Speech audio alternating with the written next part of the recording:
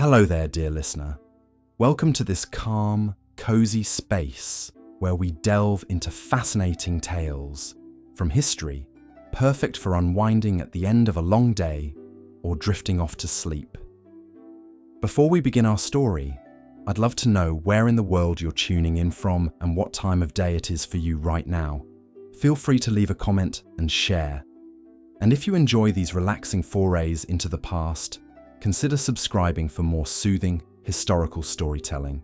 Tonight, we embark on a journey back through the centuries to Imperial China, where we'll explore the complex and often difficult lives of the emperor's concubines. These women, chosen for their beauty and their potential to bear royal heirs, existed in a world that was both gilded and grim. As we peek behind the ornate screens and step into their embroidered slippers, we'll discover that life in the imperial harem was far from a fairy tale. But before we venture into the palace intrigue and personal dramas, let's first set the scene. Imagine the sprawling compounds of the Forbidden City in Beijing, with their vermilion walls, sweeping tiled roofs and grand halls. A place of unimaginable grandeur and wealth, the heart of a dynasty that ruled over millions.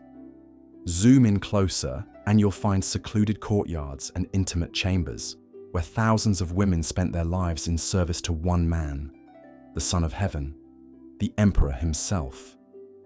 Here, the usual order of Chinese society was upended.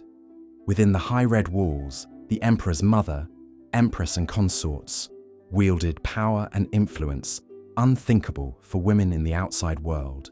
Yet even the most favoured concubine could never forget that her status hung on the whims of men, her father or brothers who gave her to the palace, the emperor who decided her fate with a wave of his hand. She existed in a gilded cage, her life devoted to pleasing and bearing children for one all-powerful man.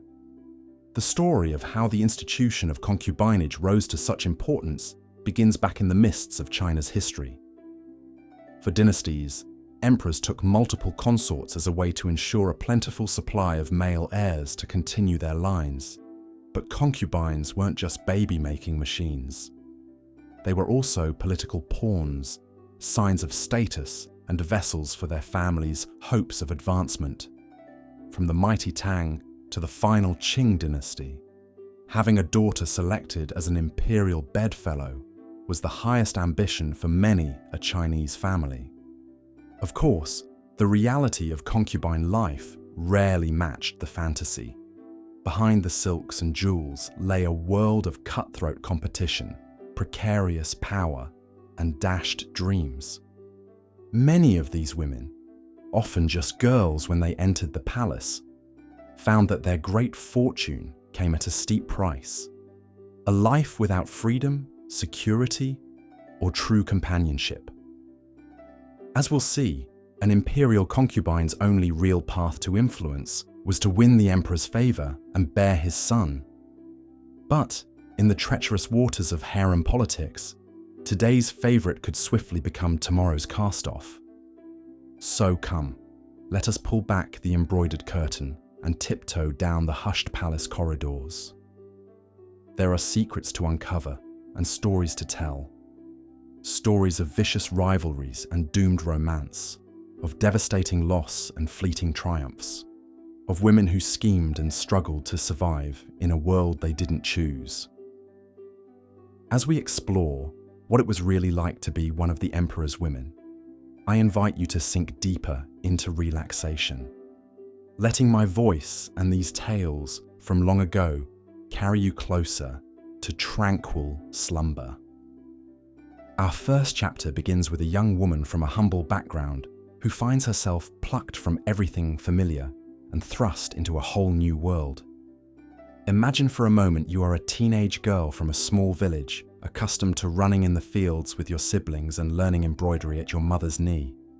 But your delicate features and graceful bearing have caught the attention of an imperial scout, always on the lookout for potential new concubines to grace the emperor's halls and bear his offspring.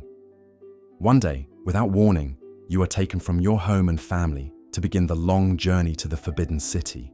You fight back tears as you bid farewell to everything you've ever known, your heart fluttering with both excitement and fear at what awaits you. You are headed for a place that looms large in myth and whispers, the Emperor's Palace, where thousands of women live out their lives in service to the Dragon Throne. As your palanquin carries you through the towering gates and into the palace grounds, you can't help but marvel at the grandeur that surrounds you, sweeping tiled roofs, gilded statues, and ornate pavilions. A whole world pulsing with life and activity. But as you are ushered into the secluded women's quarters, the reality of your new circumstances starts to set in. Here, you are no longer daughter, sister, or friend, but one of thousands of concubines vying for status and survival. You must quickly learn to navigate the intricate web of palace hierarchies and protocols. From how to dress and speak in the presence of superiors to the proper way to serve tea to the Empress Dowager, every action is regulated and scrutinized. The simplest mistake could mean humiliation or harsh punishment from higher-ranked consorts. Far from the warmth and freedoms of your old life, you find yourself in a regimented, almost monastic existence, your days dictated by the endless imperial rituals and duties. You are a bird in a gilded cage, your value tied to your beauty, fertility, and ability to please the Emperor. And yet, as you lie in your silk-draped bed at night, listening to the lonely sound of a flute drifting over the palace walls, you can't help but dream of the day when the Emperor might call you to his chambers and favor you with his affections. But as we shall see, winning the dragon's heart is a dangerous game, one that could lift you to dizzying heights or cast you into ruin. The life of an imperial concubine was often nasty, brutish and short, with true power and security always just out of reach. As we continue our tale, we'll meet concubines who schemed and struggled, who rose and fell, all in the hopes of surviving in this glittering but treacherous world. For now, though, let us leave our young heroine to find her way in this strange new land of rules and rituals, to take her place on the lowest rungs of the harem hierarchy. Her story is just beginning, and there are many more to be told. As we pause here, I invite you to let go of any remaining tensions, to sink a little deeper into relaxation as my soothing voice carries you closer to restful sleep. There's no need to hold on to the details or remember every name. Simply let the tale wash over you like a gently flowing river. In our next chapter, we'll explore the vicious harem politics that ensnared so many concubines, where a careless word or a strategically placed gift could make or break a woman's fate. We'll see how even the most innocent young concubine could be drawn into the deadly games of seduction and betrayal that roiled beneath the palace's placid surface. But that is a story for another time. For now, dear listener, I invite you to simply rest, to let my words paint pictures in your mind as you drift closer to sleep's sweet embrace. The tale will be here waiting for you next time, ready to carry you back to that long-ago world of silk and shadows, of whispered secrets and forgotten dreams. Until then, may your slumber be deep and peaceful, and your dreams filled with the gentle currents of history's stream. Good night. The first thing a young girl selected to join the Imperial harem would have noticed was how different the Forbidden City looked, smelled and sounded from anywhere she'd been before. As she stepped through towering red gates into the vast walled complex, an alien world of soaring tile roofs, grand ceremonial halls, and exquisitely landscaped gardens unfolded before her eyes. Incense hung thick and heady on the air, mingling with the scent of fragrant woods and the perfumes of thousands of scrupulously groomed women. The clamour of the city outside faded, replaced by chirping birds, murmuring eunuchs, and the swish of the long embroidered silk robes favoured by the palace residents. For a girl from a humble background, as many of the Emperor's chosen women were, the magnificence and size of the Forbidden City would have been jaw-dropping. It's estimated that during the Ming dynasty, the The palace complex housed as many as 10,000 eunuchs and maids, in addition to the emperor's hundreds of wives and consorts, all dedicated to serving the Son of Heaven and his sprawling imperial household. Just the harem quarters alone, known as the Six Palaces, contained hundreds of buildings and some 9,000 rooms. But for a new concubine, wonder at her opulent surroundings would soon give way to apprehension and anxiety. Here she would live out the rest of her days, sequestered from the outside world, her sole purpose to serve the emperor and bear his children.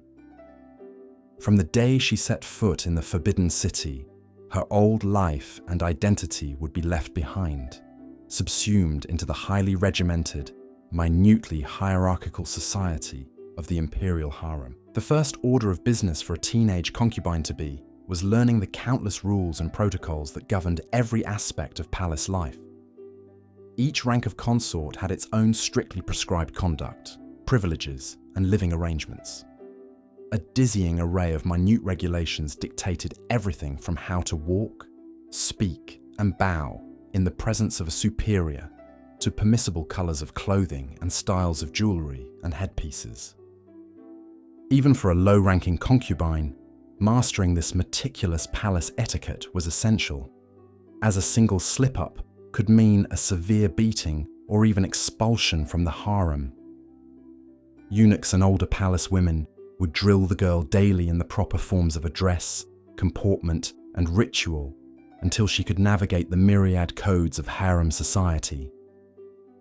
Along with learning her new role, a novice concubine would have to adjust to being utterly cut off from her family and former way of life. Contact with men outside the palace was forbidden, and an elaborate system of isolating the emperor's women evolved over the dynasties. By the Qing era, the harem was practically its own walled city within the Forbidden City. Concubines lived in seclusion in the Six Palaces, their comings and goings monitored by armies of watchful eunuchs. Venturing out of the harem quarters into other areas of the Forbidden City required layers of advance approval and planning. Wherever the emperor's women went, eunuchs came ahead to clear the streets of all men, hanging curtains over doorways and windows. The only glimpse of the world outside the towering red walls came once a year, when chosen concubines accompanied the emperor to make sacrifices at the Temple of Heaven. Even then, they travelled in curtained palanquins, hidden from view.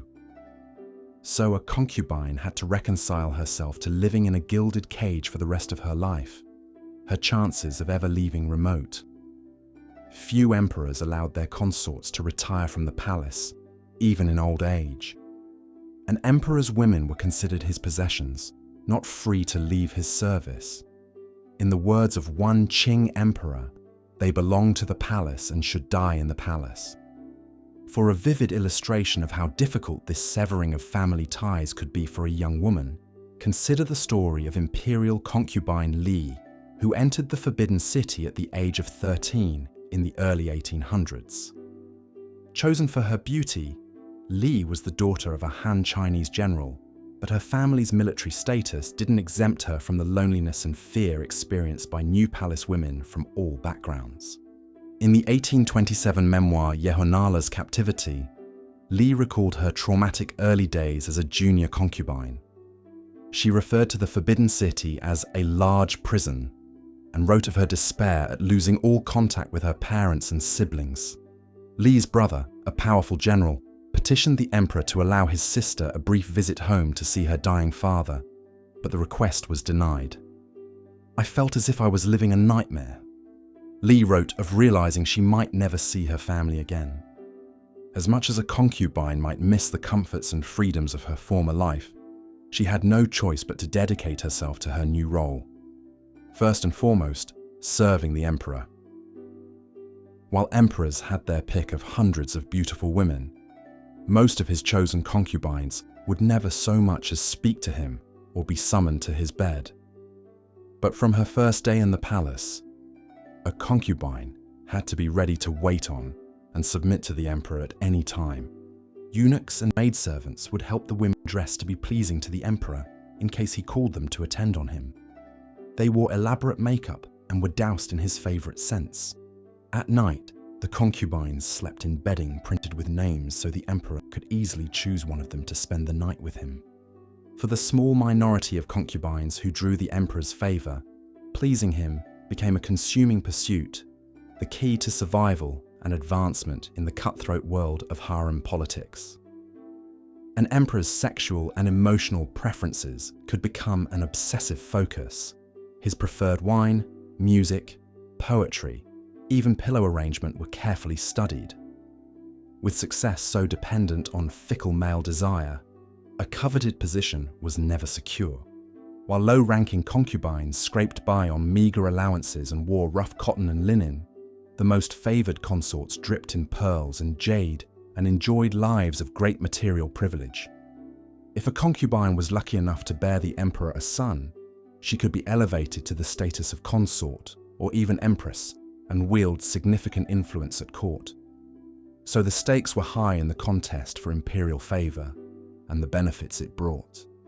But it was a treacherous game to play, as a consort who fell from grace could face demotion, exile, or worse.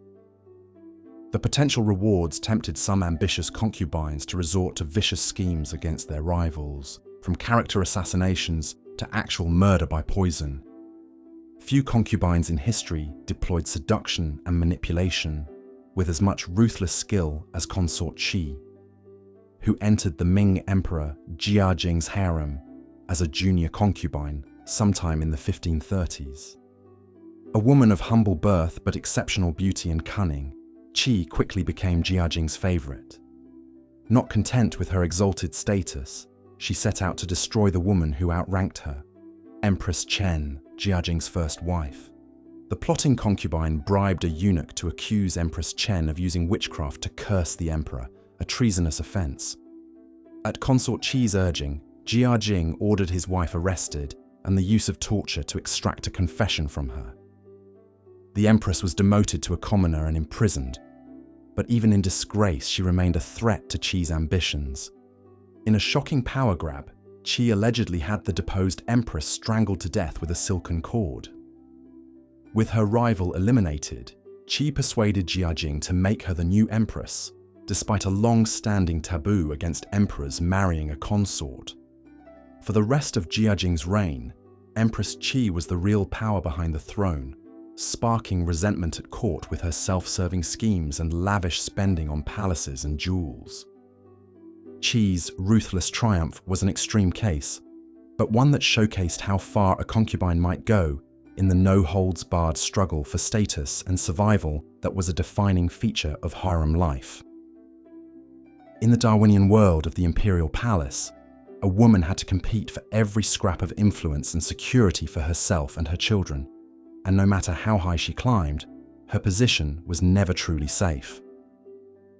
One misstep or a shift in court politics could spell a concubine's downfall, even from the pinnacles of favour. Dozens of empress dowagers, consorts and concubines throughout history met chilling ends at the hands of their emperors, eunuchs, the royal court, or bureaucrats. The cautionary tale of consort Qi, who schemed her way from obscurity to the role of empress, only underscores the precarity of a palace woman's life. In the end, not even she was untouchable. After Emperor Jia Jing's death, his successor demoted Qi and had her imprisoned, forcing her to hand over vast sums in gold, silver, and jewellery. Though she wasn't killed, the conniving concubine who had wielded such power spent her final days in lonely disgrace, a disgraced relic of the previous reign. If even an empress could be brought so low, imagine the vulnerability of the thousands of nameless low-born women who passed through the imperial harem over the centuries. With little formal education and no powerful family connections to protect them, they were utterly dependent on the whims of the emperor and palace power players. And when their looks faded or they failed to bear children, they became disposable. So beyond the backstabbing rivalries, crushing boredom and lack of freedom, concubines faced the knowledge that they could be cast aside at any time, even after years of service. With no practical skills or resources, a woman expelled from the palace in disgrace might be reduced to begging or prostitution to survive. Luo Qilan's story illustrates the precarious fates of concubines who found themselves on the wrong side of an emperor's favor. A minor consort to the Ming Tianqi emperor in the early 1600s, Luo bore 2 daughters, failing to give the emperor the son he desired. She soon fell out of Tianqi's good graces as younger, more beautiful concubines caught his eye. In his frustration at not having a male heir, Tianqi demoted Luo to a maid and expelled her from the palace to become a Taoist nun. Leaving behind her young daughters, a humiliated Luo travelled to Mount Mao, her palace finery traded for a nun's humble robes, her hair shorn off as a sign of religious devotion. But even in exile, the concubine turned nun wasn't safe. The Tianqi emperor, gripped by paranoia, came to believe that Luo was plotting against him. In 1625, he had the middle-aged woman dragged back to Beijing and thrown in prison on charges of treason. There she was tortured alongside other members of Tianqi's harem who had lost favor. Luo Qilan ultimately died in prison before the charges against her could be substantiated. It's believed that the psychological trauma of her interrogation and torture, combined with the dank conditions of the imperial prison, permanently broke her health. The tragic end of the emperor's former concubine, persecuted even after leaving palace life behind, underscores how expendable these women were, subject to the cruel turns of imperial caprice. For the few concubines who did manage to stay in their emperor's good graces, the rewards could be substantial. Lavish living quarters, fine clothing and food, and a chance at the ultimate prize, bearing the emperor a son and heir. In the relentlessly male-dominated society of imperial China, a concubine's status and future hinged on producing children, especially boys who could carry on the royal line. But becoming pregnant with the emperor's child was an unpredictable lottery, and the pressure on young concubines was intense. Even if a woman was frequently summoned to the emperor's bed, conception was far from guaranteed in an era before modern fertility treatments. And for concubines who did get pregnant, the dangers of childbirth in a time of limited medical knowledge loomed. Imperial records are full of terse accounts of childbed calamities in the harem. Difficult labours that lasted for days, killing mother and child. Hemorrhages and infections that claimed lives. Newborns too weak or sickly to survive. Even if a concubine safely delivered a healthy baby, she was still at risk for further pregnancies and births. Doctors of the day had little understanding of postnatal care or women's health needs.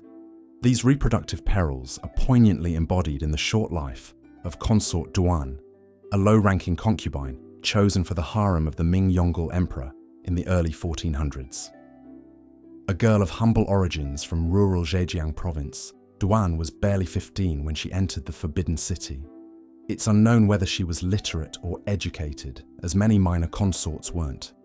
But Duan had a quality highly prized in imperial consorts: fecundity.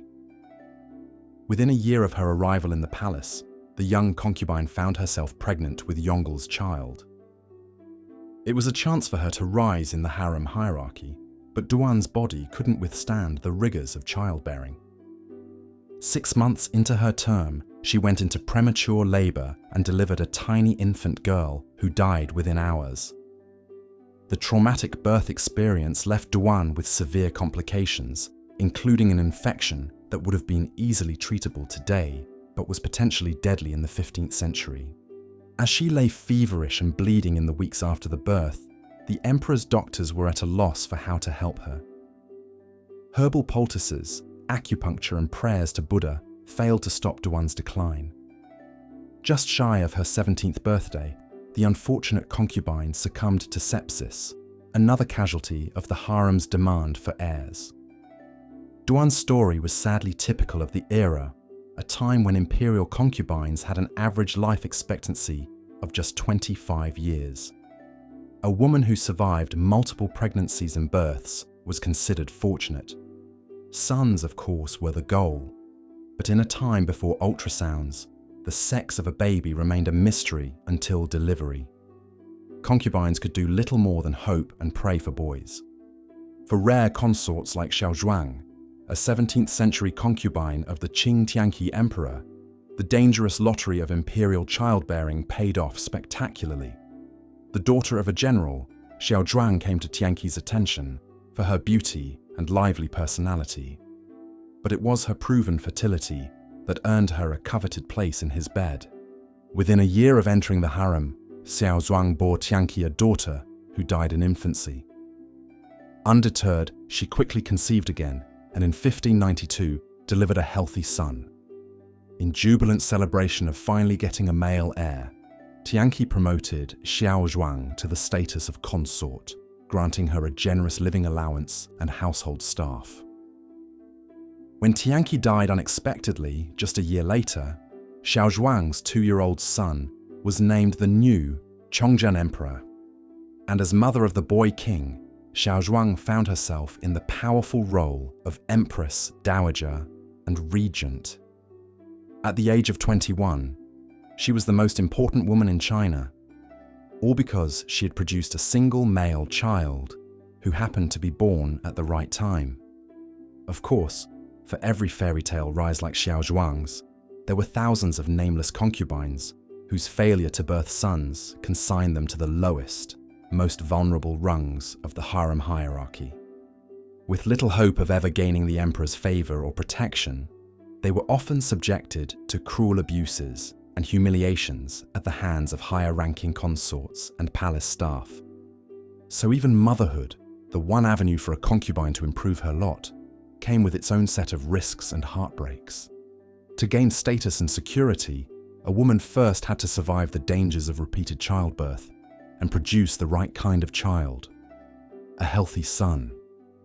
For every concubine like Xiao Zhuang, who achieved power through her male offspring, untold numbers of others perished in the attempt or spent their lives languishing in obscurity. Looking at these women's stories from a modern vantage point, it can be hard to fathom the intense pressures and restrictions they lived under, valued only for their youth, beauty, and ability to reproduce.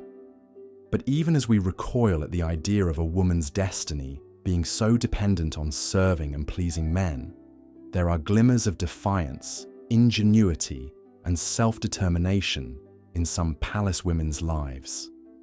As stifling and perilous as the life of a concubine could be, a few rare individuals found ways to carve out spheres of influence. Some, like the scheming consort Qi, deployed cunning and guile to turn the system to their advantage, even bringing down an empress. Others used what little leisure time they had to pursue art, music, and literature, leaving behind a legacy of cultural contributions. Even in the rigid, patriarchal world of the Forbidden City, spaces existed where strong-willed palace women could exercise a degree of agency and self-expression within the constraints of their circumstances. Understanding their struggles and triumphs adds nuance and humanity to our conception of the imperial harem. So as we delve into the darker aspects of life as a palace concubine, it's important to remember that these women weren't just passive victims, but individuals navigating an oppressive system with resilience, resourcefulness, and occasional flashes of rebellion. Those who, the poignant later years of Imperial concubine Li, serve as a sobering reminder of the precariousness of an imperial consort's position. Born into a scholarly family and known for her quick wit and literary talent, the young Li caught the emperor's eye and was brought into the palace as a junior concubine. She quickly rose through the ranks as her sharp intellect and fresh perspective captivated the emperor. Palace observers began to speculate that she might even displace the empress herself. But the wheel of fortune is ever turning in the imperial harem, and favor is fickle. Over time, the emperor's interest began to wane. Concubine Li's bookish, unconventional nature, once so alluring, started to chafe. She rejected the stifling rules and rituals of palace life, preferring to spend her time reading and writing poetry. Worse still, she had failed in what was widely seen as a concubine's most important duty: bearing sons. After 3 daughters and multiple miscarriages, it was whispered that she was cursed, unable to give the emperor the male heir he so desperately desired. As a new generation of beautiful young concubines arrived at court, full of fresh charms and pliant obedience, Li fell further out of favor. The emperor stopped visiting her quarters altogether. The servants began to ignore her requests and snub her in the halls. Ambitious rivals spread rumors of Li's odd behavior and aloof, arrogant attitude. One winter morning, she was abruptly ordered to leave the palace without even a chance to bid farewell to her daughters. Officially, she had been granted the great honor of retiring from palace service to preserve her health. But the humiliating truth was known to all. Li had been cast aside, no longer wanted. Alone in her family's country estate, Li spent her days immersed in her books and her writing, her one true solace. But even then, the stigma of a discarded concubine clung to her. Whispers followed her in the village. Her own family was distant, as if her failure at court had tainted them too. Li's final years were spent in solitude, with only her poems for company, until she faded into obscurity. To history, she became just one more name in the long list of imperial concubines, her story lost among countless others. We can only imagine the pain and loneliness of her final years, banished far from the world she had known for so long. Her fate reflects the cold, harsh reality for so many women of the imperial harem. One moment, a cherished companion of the most powerful man in China. The next, a disgraced exile, abandoned and alone. As we ponder the story of Concubine Li and so many of her fellow consorts, it's hard not to reflect on the existential uncertainties that plagued their lives. From the moment a concubine entered the palace, her fate was no longer her own. She became a pawn in a game of politics, power, and dynastic ambitions that stretched far beyond the harem walls. In times of instability and turmoil, a concubine's life could be upended at a moment's notice, subject to the whims of warring factions or the vengeance of a new regime. The bloody transition between dynasties or an emperor's death could spell doom for those left behind, as the new power holders sought to erase all traces of the old order. One of the most dramatic examples of this precarity came during the tumultuous final years of the Ming dynasty in the 17th century. As rebel forces stormed the capital and the last Ming emperor hanged himself from a tree, the once mighty imperial harem dissolved into chaos. The rebel leader, Li Zichang, upon capturing the Forbidden City, was said to have rounded up all the emperor's concubines for his troops' pleasure, before ordering them slaughtered. The luckier ones were able to take their own lives first. Others were not so fortunate. The teenage consort, Tian, a cherished companion of the emperor known for her ethereal beauty, was dragged from the palace by the jubilant rebels, defiled and put to the sword. As one dynasty fell and another rose to take its place, countless palace women found themselves caught in the crossfire, their lives snuffed out in an instant. In the grand machinations of empire building and war, a concubine was ultimately insignificant, easily discarded and forgotten by history. The concubines who did survive regime changes or an emperor's death often faced lonely, purposeless futures. Unless they had sons in line for the throne, an emperor's passing usually meant exile from the palace and a drastic loss of status. Some would retire to Buddhist monasteries or return to their families in significantly reduced circumstances. Others lived out their days in isolated palace apartments, clinging to the fading memories of a glorious past. Consort Qi, a low-ranking concubine of the Qianlong emperor, renowned for her gentle nature and domestic skills, spent nearly 6 decades in the palace, most of them alone, after the emperor's death. She busied herself with needlework and cat rearing, finding quiet purpose in a life of solitude until dying at the remarkable age of 96. For all the romantic tales of great imperial love stories and concubines who rose to wield extraordinary influence, the reality is that the vast majority of these women led cloistered, unfulfilled lives, with little autonomy or control over their destinies. They were ornaments, vessels for childbearing, instruments of pleasure, but rarely were they truly seen or treasured for themselves. In the end, when we look past the silk and jewels and decadent trappings of the imperial harem, we find real women with hopes and dreams and fears, most of whom suffered more than they celebrated.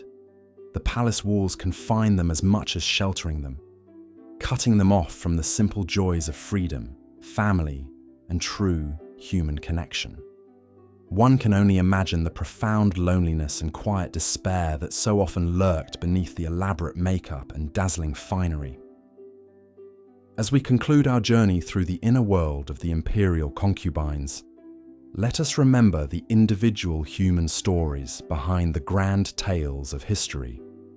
These women were daughters, sisters, mothers, each with her own unique voice and experiences, even if most have been lost to time. In recognizing the immense challenges and inequities they faced, we honor their resilience, their sacrifices, and their fleeting moments of triumph in a system stacked against them. The life of a concubine in imperial China was, for most, a gilded cage, a place of illusory luxury and prestige that could turn into a suffocating prison at a moment's notice. They existed suspended between worlds, never fully belonging to the imperial household, but cut off from normal society and any chance at an ordinary life. In many ways, the harem was a microcosm of the rigid hierarchies and power imbalances that shaped much of traditional Chinese society. It was a realm where a woman's worth was determined by her youth, her beauty, and above all, her ability to bear sons, a place that pitted woman against woman in a relentless competition for survival and status. For all the romantic fantasies and exotic mystique that have long surrounded the institution of the imperial harem, the reality was often one of exploitation, frustration, and despair. The stories of these concubines, told in whispers and snippets and tantalizing fragments, remind us of the immense complexity of the human experience across time, of the ways in which even the most exalted and envied of existences could be shot through with profound tragedy and loss. In the end, perhaps the most enduring lesson we can take from the lives of the imperial concubines is a renewed appreciation for the extraordinary freedoms and opportunities so many of us enjoy today. The idea of a world in which half the population could be effectively imprisoned and reduced to commodities in service of the other is shocking to the modern sensibility. Yet this was the accepted reality for countless generations of Chinese women. As we close this chapter on the inner realm of the emperor's consorts, let us carry forward a spirit of empathy and a determination to continue fighting for a world in which every individual, regardless of gender or circumstance, has the chance to live a life of purpose, dignity, and self-determination. The poignant shadows of the women who dwelled deep within the Forbidden City remind us of how far we've come and how far we still have to go. Though their voices have faded, their stories endure as a testament to the indomitable human spirit in the face of even the most suffocating constraints. In honoring their memory, we keep alive the dream of a world in which the yearning hearts of the forsaken concubines might finally find solace, and every woman might have the chance to shape her own destiny under the boundless open sky. The difficult road to motherhood. For the women of the imperial harem, the pressure to produce an heir, especially a son, was immense. A concubine's entire future and status depended on her fertility and success in bearing the emperor's child. But becoming pregnant with a royal baby was far from guaranteed. With thousands of beautiful women vying for the emperor's attention, most concubines only rarely had the opportunity to spend the night with their sovereign master. Some were summoned to the emperor's bed only once in their lives. even for the fortunate few who did catch the emperor's eye, the occasions for intimate encounters were limited, dictated by elaborate palace rituals and rotation systems designed to give many women a chance to serve the Son of Heaven. But even if a concubine did manage to conceive, her trials were only beginning. Pregnancy and childbirth were incredibly perilous in an era of primitive obstetrics and limited medical knowledge. Without modern healthcare, a shocking number of mothers and babies didn't survive the ordeal of delivery. Palace records are filled with tragic accounts of imperial women who suffered miscarriages or died in childbirth. Even if a concubine safely delivered a child, she held her breath until the sex was announced. Because bearing a daughter instead of a longed-for son could be a grave disappointment that diminished rather than elevated her standing. The story of Consort Li, a young concubine during the reign of the Jiajing Emperor in the Ming dynasty, poignantly illustrates the crushing pressures and cruel lottery of imperial motherhood. A graceful dancer from a declining noble family, the teenage Li caught the emperor's eye and was brought into the palace as a mid-ranking consort. To her surprise and delight, the emperor began frequently seeking out her company, captivated by her beauty and charm. Within a year, she was pregnant with the emperor's child. Overjoyed, she became the envy of the harem, lauded by palace officials and lavished with gifts and ceremonies. However, Consort Li's fairy tale rise was shattered when, 7 months into her pregnancy, she went into early labor. After an agonizing delivery, she gave birth to a stillborn son. Devastated, she fell out of favor with the emperor, who shunned her as a bringer of ill fortune.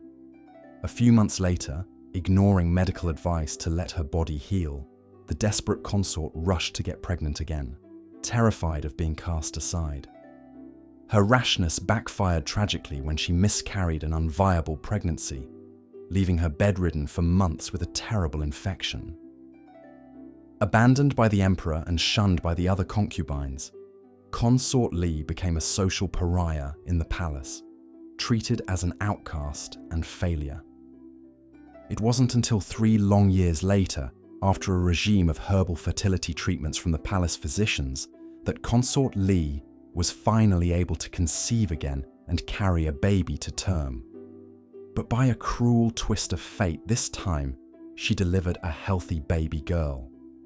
While the emperor acknowledged the child as his daughter, he was clearly disappointed and began transferring his attentions to other, more promising concubines. Li would have only one more pregnancy, another daughter, that finally made the emperor give up on her as the bearer of his heir. Sadly, Consort Li never gave the Jiajing emperor the son he sought, and her star at court gradually waned. But against all odds, she did manage to survive over 30 years in the cutthroat environment of the imperial harem and escape the usual fates of disfavored concubines: expulsion, exile, or even death. She eventually earned the role of managing the imperial silk workshops, finding some measure of purpose and protection for her daughters, even if she never achieved the glory and status she once dreamed of.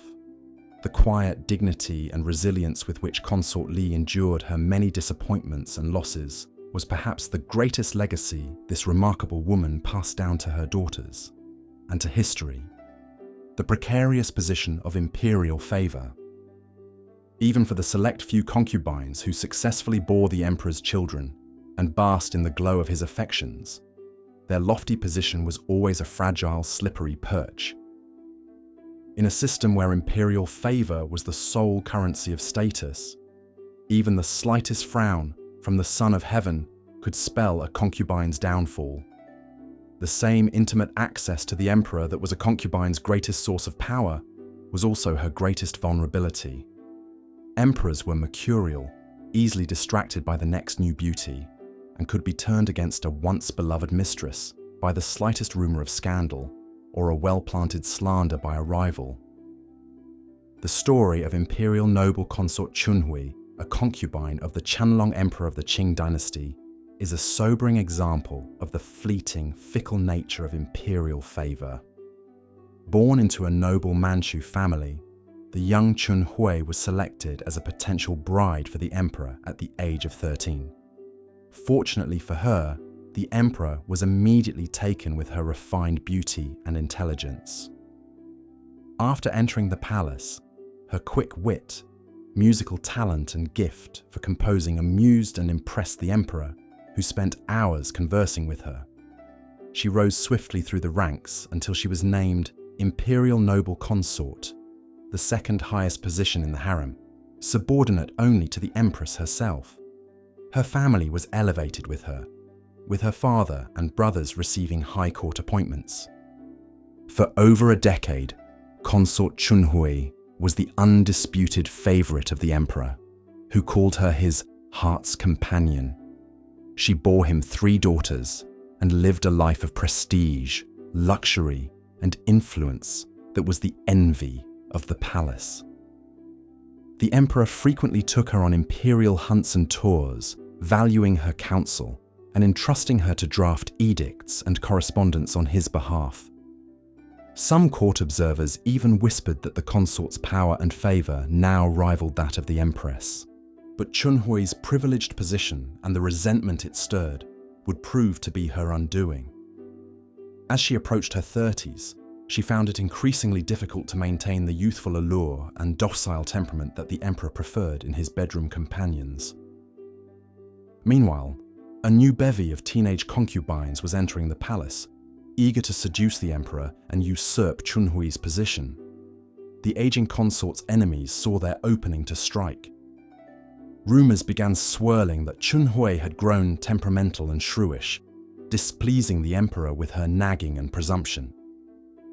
Whispers of her family's abuse of imperial favor to enrich themselves and subvert the Manchu aristocracy spread like poison. The final nail in Consort Chun Hui's coffin came when she was accused by a palace maid of practicing black magic to curse the empress and the emperor's young new favorite, Consort Ling. Enraged by the allegations and increasingly distant from Chun Hui, the Qianlong emperor ordered his once beloved consort arrested and interrogated under torture. While she refused to confess to the charges, the damage had already been done. Stripped of her position and titles, the disgraced Chun Hui was expelled from court and imprisoned in a remote frontier fortress on the frigid edge of the empire. Tragically, she died a few years later in lonely exile, a bleak end to a glittering life. Her family was also implicated and purged, erasing the legacy she had worked so hard to build. The sad fate of Consort Chun Hui stands as a warning about the fleeting, backstabbing intrigues of imperial politics, where even the most favored concubine could be cast out in the cold at the smallest shift in the winds of power, powerless pawns in the game of dynasties. The harem was never a tranquil sanctuary, separated from the tumultuous realpolitik of imperial China. Rather, it was a key battleground where palace power struggles, dynastic conflicts, and even international diplomacy played out on the most intimate stage. Concubines could, at any moment, find themselves transformed into political chess pieces, married off to seal an alliance, taken hostage by an invading army, or even massacred in a purge, if their ties to the losing faction of a succession struggle made them a liability.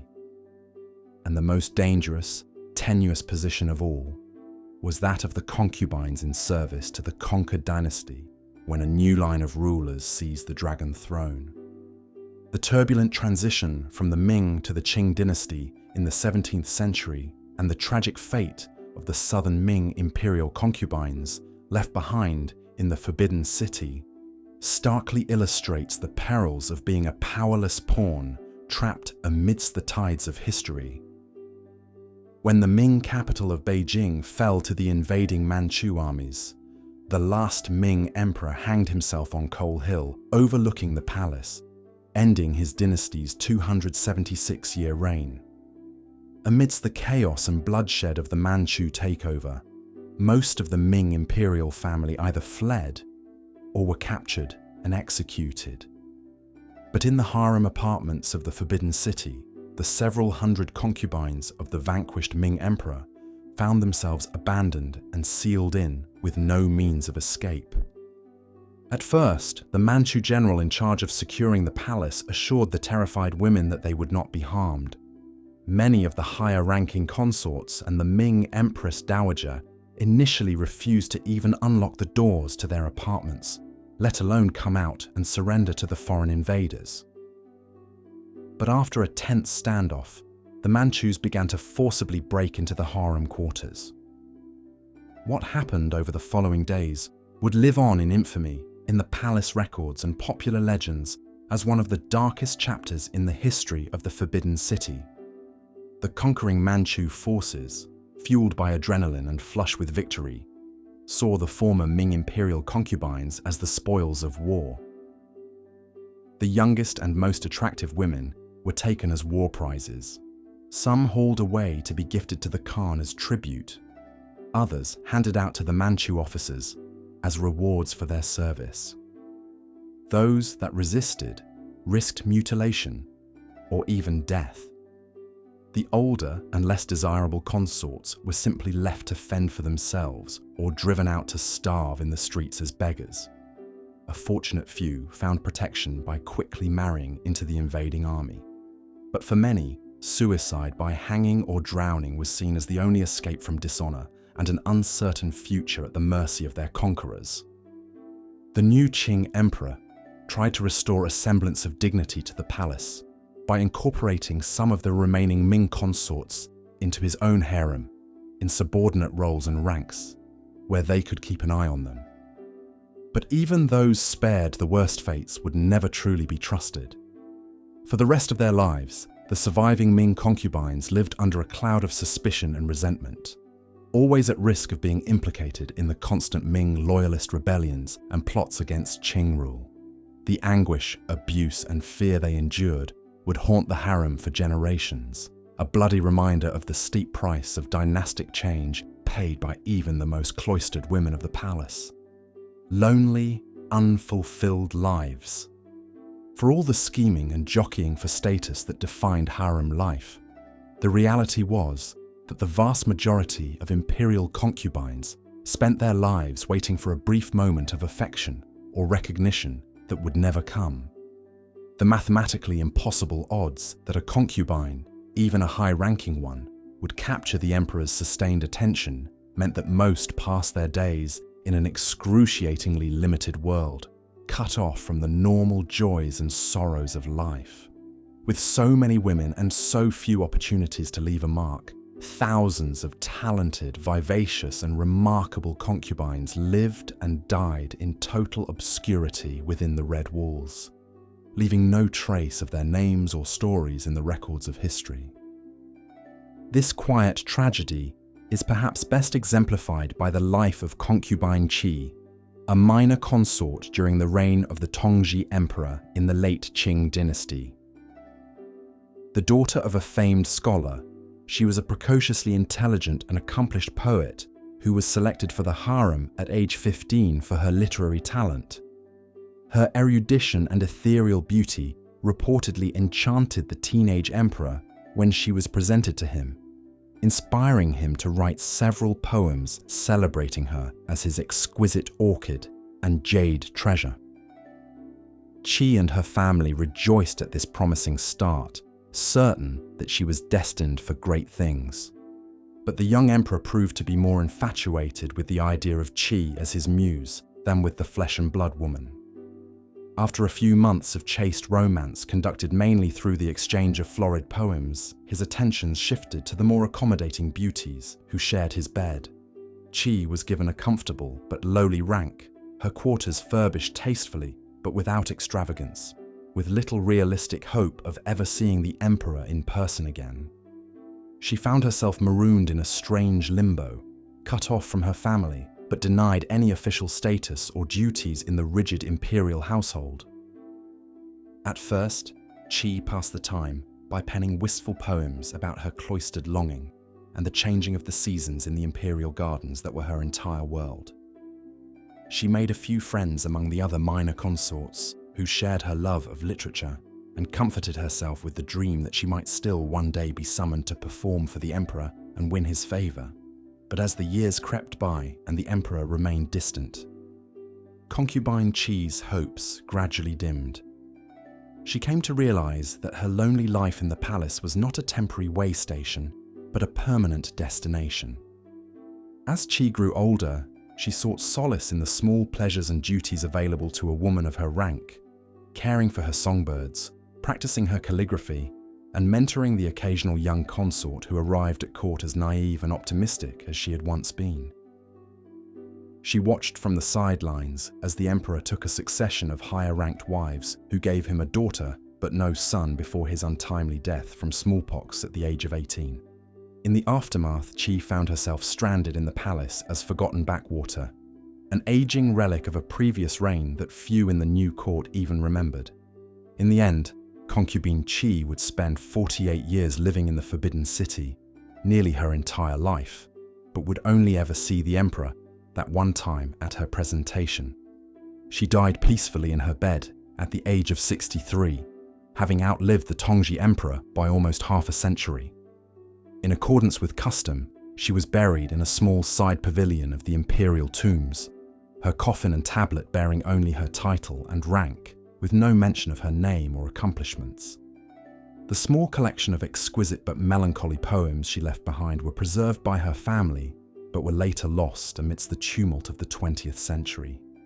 Today, all we know of the life of this sad, sensitive soul are a scant few lines in the palace service records, documenting a promising bud that withered on the vine in the airless atmosphere of the harem, a stand-in for the untold multitudes whose laments were buried with them. Conclusion: the lives of imperial concubines, whether the influential few or the eclipsed many, were always prescribed by forces far beyond their control, constricted by a rigid hierarchy, straitjacketed by implacable rules and conventions, and ultimately condemned to live and die at the pleasure of one all-powerful man. Even the most successful concubines faced a precarious and prescribed existence, faced with the unenviable choice between ruthless self-advancement or resigned self-abnegation. Each concubine had to find her own way to navigate the strange half-world of the harem. For the handful of concubines who ascended to the apex of that gilded cage and made their mark on history, even the dizziest heights of privilege and transient power were laced with peril and hard-won through traumatic trials. For the countless others who lived and died anonymously between the vermilion walls, their identities subsumed into a dehumanizing system, it is impossible to fathom the depths of loneliness, frustration, and quiet desperation that defined their days. The forces that compelled a young girl, scarcely more than a child, to submit to being locked away in a stifling palace for the rest of her life, to serve as a living symbol of male imperial power at the cost of all autonomy, all privacy, and all other human bonds, remain in many ways incomprehensible to the modern mind. Even the luckiest concubines who earned the admiration of the emperor and the opportunity to shape palace politics paid for their exalted status with a public perch that left them exposed to the cruel crosswinds of court conspiracies and dynastic intrigues. And for the vast majority who lived out their lives in gilded insignificance, history can only imagine the poignant dreams left unfulfilled behind their latticed windows. But however restricted and tragic the individual lives of most imperial concubines were, in the aggregate they helped shape Chinese history over millennia. The women of the harem were the intimate partners, sounding boards and emotional compasses to the men that ruled over and steered the course of the Middle Kingdom. The mothers of heirs, the power behind the throne, the vessels of dynastic legitimacy, concubines wielded a clandestine, indirect authority passed down from generation to generation through whispers behind the silk screen. It is telling that some of the most famous women in Chinese history, from Empress Lu Ji to Dowager Cixi, rose to the pinnacle of power from the ranks of the harem. So when we look back at the lives of imperial concubines through the mists of time, we must see them not just as victims or seductresses, but as survivors and storytellers. Through their struggles, triumphs, and tragedies, they have left us a uniquely feminine chronicle of life in the palace, an alternate history that runs like a hidden thread through the grand tapestry of Imperial. The most famous concubine in Chinese history, who rose from obscure origins to become the emperor's favorite and alter the course of a dynasty, was Yang Guifei of the Tang dynasty. Born into a humble family, her beauty caught the eye of Emperor Xuanzong's favorite consort, and Yang Yuhuan, as she was then called, was recruited into the palace as a low-ranking concubine.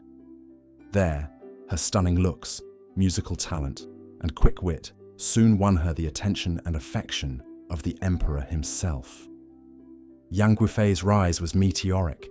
Xuanzong was so besotted with her that he neglected matters of state to spend all his time with her, showering her with extravagant gifts and titles. He even had the imperial chefs invent new dishes to tempt her appetite. The emperor built her lavish palaces and gardens, the most famous being the Huaqing Palace, with its steaming thermal pools where the lovers would bathe. So great was his adoration that Yang Guifei was allowed to ride in the imperial chariot with Xuanzong and dine at the imperial table, unheard of privileges for a concubine. But this great love story was also a cautionary tale about the dangers of an emperor losing himself in passion and neglecting his duties. As he entrusted ever more power to corrupt officials and Yang Guifei's wastrel kinsmen, the empire began to teeter. When a disastrous rebellion broke out, Xuanzong was forced to flee the capital along with his beloved consort. In a tragic turn, his guards blamed Yang Guifei for the chaos and demanded her death. Heartbroken, the emperor was forced to consent, and Yang Guifei was strangled to death in front of him. It's said that after she perished, the emperor held her lifeless body in his arms and wept inconsolably. The romantic but doomed love between Xuanzong and Yang Guifei has been immortalized in Chinese poetry, plays, and artwork in the centuries since. The great poet Bai Juyi wrote a famous long poem, Song of Everlasting Sorrow, recounting their sweeping tale. To this day, Yang Guifei is still revered as one of the four beauties of ancient China. But her story also crystallized for many the perils of an emperor losing his way in the pleasures of the harem. Indeed, the institution of concubinage was often criticized by scholars and officials as an unnecessary distraction at best, and at worst, a destructive influence that could drag down an entire dynasty, as the Tang nearly experienced. Throughout Chinese history, the harem was a constant source of intrigue, excess, and instability that had to be tightly controlled. This was a key reason behind the practice of selecting brides. The periodic recruitment drives to find new young women to replenish the imperial harem. Emperors and their advisors were always on the lookout for girls from good families, with beauty, intelligence, and virtue, who could be moulded into proper palace ladies and bear suitable heirs. The choosings were conducted with great fanfare as the emperor's representatives scoured the land for candidates. For a commoner family, having a daughter chosen was the highest possible honour, a sign of heaven's favour. They could expect rich rewards and a rise in social standing. But for the young girls plucked from their families, often barely into their teens, entry into the imperial harem meant a total rupture with their old lives. They had to leave everything familiar behind and enter into an alien, labyrinthine world of strict rules and rituals not found in any other corner of society. The new recruits spent their days confined within the high red walls of the palace, cut off from family and the outside realm, with an all-female cast of fellow concubines, maids, and eunuch servants. Overseeing them all was the Empress Dowager, mother to the reigning emperor. She ruled the inner palace with an iron fist, governing every minute detail of the concubines' lives. Their mornings began with a ritualized audience before the empress to pay their respects. Their schedules, meals, wardrobes, and duties were micromanaged down to the tiniest of gestures. A new concubine had to learn all the elaborate courtesies of the palace, the correct way to walk, bow, kneel, greet a superior, serve tea. Infractions of etiquette could be harshly punished. So suffocating was the palace atmosphere that many young women fell ill with homesickness and melancholy. There is even a term in Chinese, xi-xiang-bing, sickness from longing for one's home, that was often used to diagnose newly arrived imperial brides and concubines. One can only imagine the devastating loneliness and alienation these teenagers must have felt, exiled for life in a glittering cage among strangers obsessed with rank and ritual. And yet, some imperial concubines found ways to carve out an existence for themselves within the confines of the palace. They cultivated skills in music, dance, painting, embroidery, and poetry, refined arts that could be used to attract the emperor's interest, but also stave off boredom and solidify their identities. With dedication, a few rose to the highest ranks, wielding considerable influence. Some, like the Song dynasty's Empress Liu, even commanded armies and served as regents for child emperors. These formidable women defied the stereotype of the concubine as a passive vessel valued only for beauty and fertility. They made the best of an oppressive system, playing the game of palace politics with intelligence, resilience, and an instinct for survival. One such woman was Xiao Zhuang, a 17th century concubine of the Qing dynasty emperors Hong Taiji and Shunji. A descendant of the royal family of the Mongol Bojigit clan, she was no shrinking violet. Highly educated, shrewd, and strong-willed, Xiao Zhuang navigated the treacherous currents of the harem intrigue to become one of the most powerful dowager empresses in Chinese history. When her young son Shunji ascended the throne, Xiao Zhuang was the power behind it, advising him on all matters of state. She eliminated her enemies at court, reformed the tax system, and managed foreign relations with the Mongols and Tibetans. Later, as Grand Dowager Empress, she dominated the court through the reign of her grandson Kangxi, one of the greatest emperors of the Qing. He memorialized Xiao Zhuang as the most respected and admired woman of our dynasty. But Xiao Zhuang was an exception that proved the rule. The vast majority of Qing palace women had far less agency over their destinies. By some estimates, at the dynasty's height, there may have been as many as 20,000 concubines in the Forbidden City. Most would live and die unnoticed by the emperor, let alone the official histories.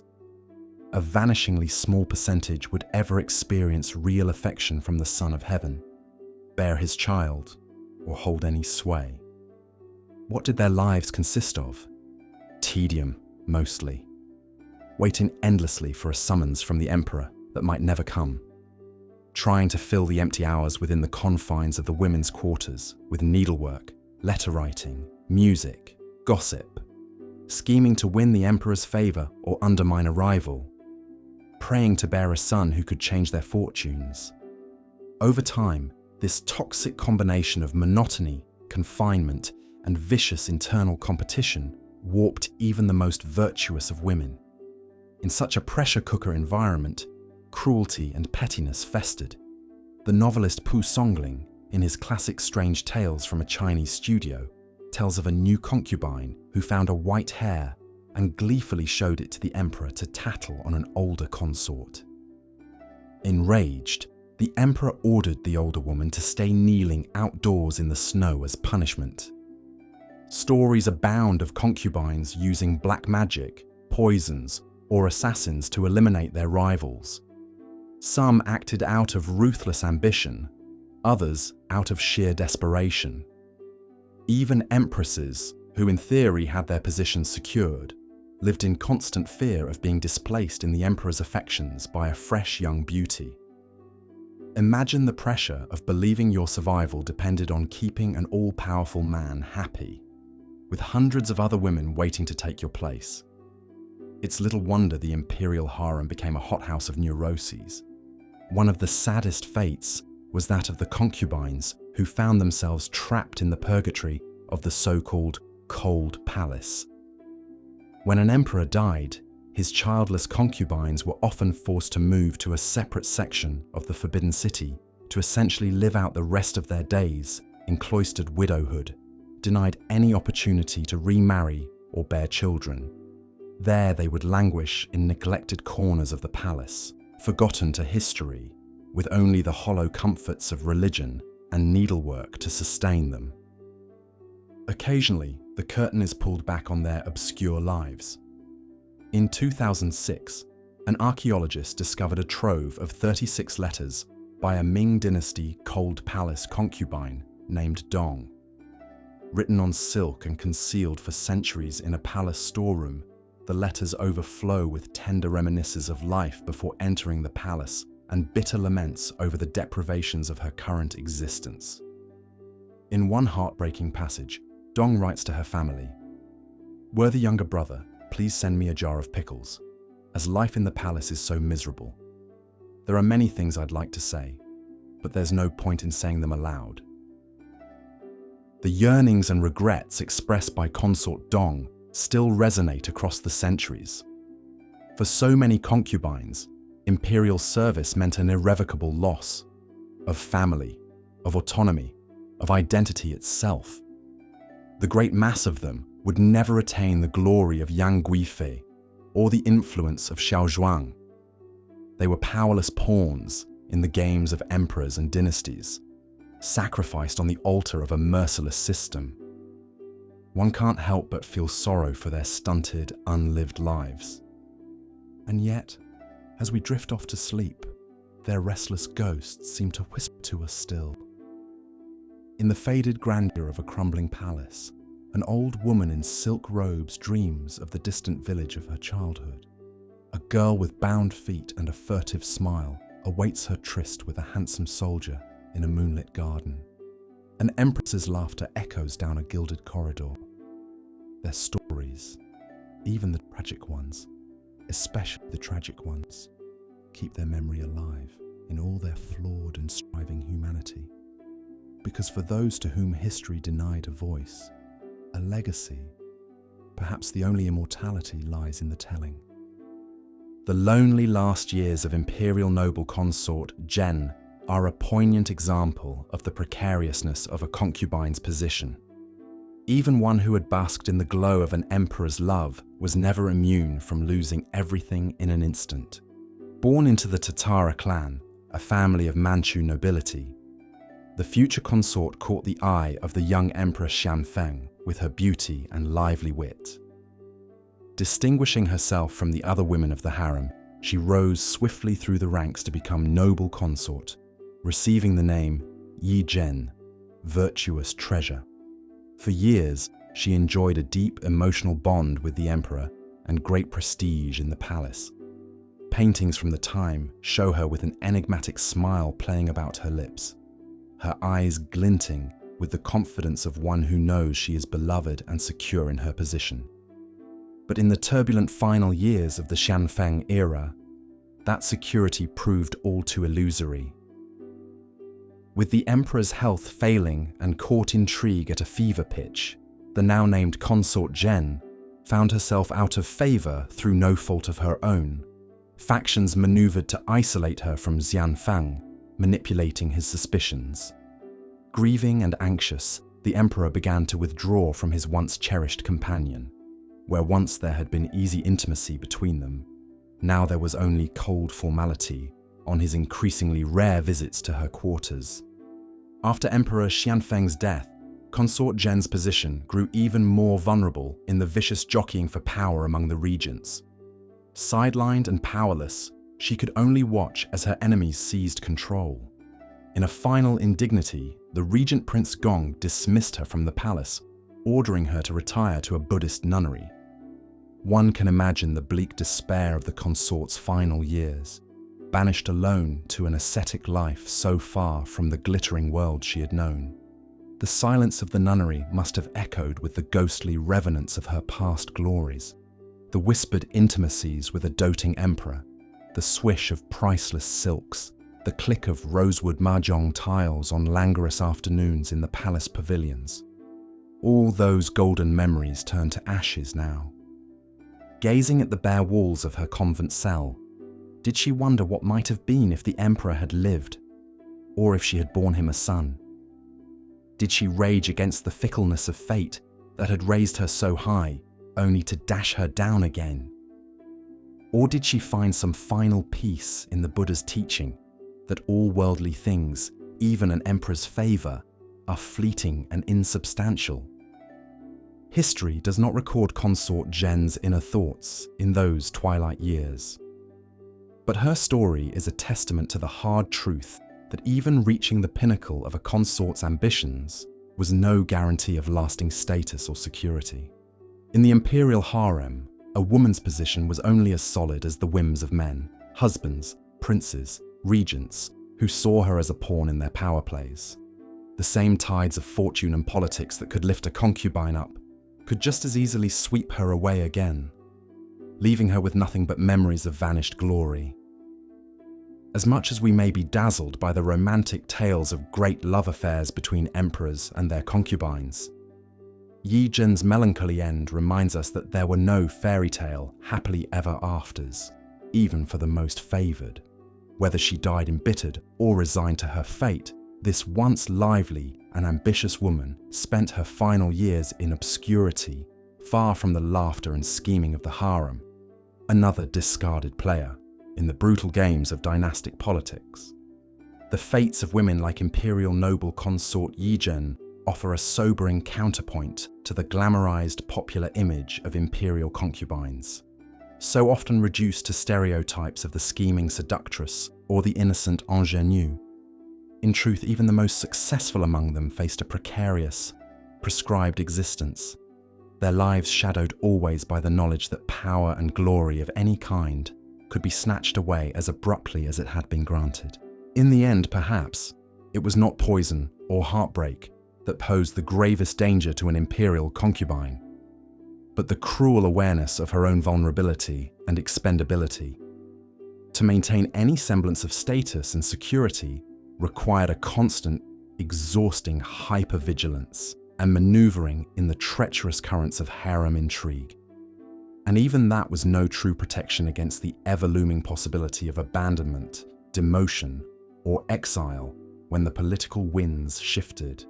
From the long perspective of history, the glittering splendor of their jewels and silks and palatial chambers fades away, and we are left with a darker, sadder truth, that for all their proximity to the pinnacle of worldly power, most of the women of the harem remained powerless to determine their own fates, playthings of the dynastic game. In their triumphs and in their tragedies, their stories speak to us across the centuries of the cruelty of systems that treated women as little more than ornaments and vessels. But by striving to understand the complexity and pathos of their experiences, we can restore to them some of the humanity that those systems denied. The echoes of their laughter and their tears, their ambitions and their losses, their fleeting joys and their wasting sorrows, still haunt the silent halls of vanished palaces, waiting for history to honor the women they really were, beneath the heavy robes and headdresses of prescribed roles. In listening to those ghostly whispers, we ensure that their lives were not lost in vain to the crushing weight of the imperial machine. So let us remember imperial noble consort Yi Zhen and the countless forgotten sisters who shared her fate, the bright-eyed girls who entered the forbidden city full of trepidation and hope, the women who schemed and struggled and too often suffered there, the old survivors bent beneath the sorrows of a long and lonely life behind the high red walls. In reclaiming their stories from the shadows, we give their silent struggles meaning at last. And in mourning the tragedy of their oppression, we vow to build a world where women's lives and voices will never again be so confined and silenced. As we have journeyed through the sprawling yet stifling world of the imperial harem, I hope I have illuminated for you the real lives and fates of the women who inhabited it, not the romanticized, eroticized fantasies of popular imagination, but the far harsher truths of their day-to-day existence, hemmed in by towering walls and suffocating protocols, pitted against each other in endless rivalry for the fickle favour of men, valued solely for their beauty and fertility. These were women trapped in a gilded cage for all the luxury and prestige that gilding promised. Constrained and commodified, concubines lived always at the mercy of systems and individuals that saw them as nothing more than ornaments and instruments of dynastic agendas. Regarded more as possessions than as people, their glittering chambers were in truth little more than prisons, their celebrated romances with emperors ultimately tenuous and conditional.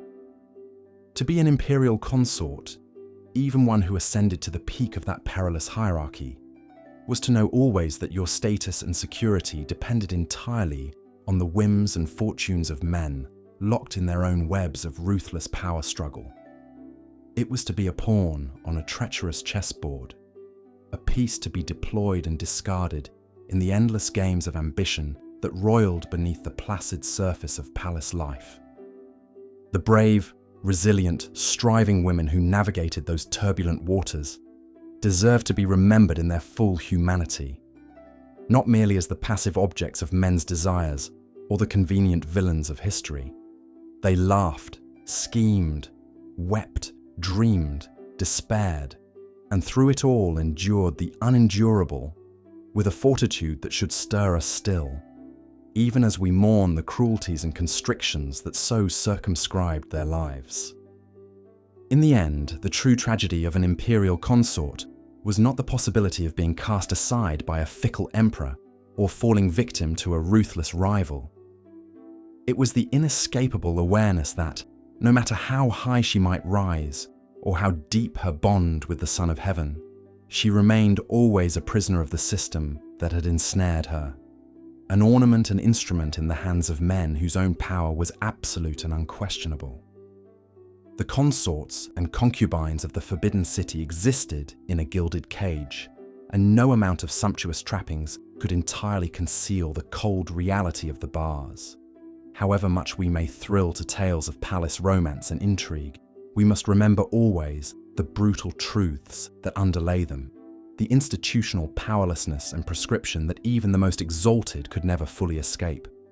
In the lonely last days of a banished consort, or the choking despair of a discarded favourite, we hear the whispered testimony of the price these women paid for their proximity to power, and the lingering sorrow of lives unlived beyond the high, confining walls of the inner palace.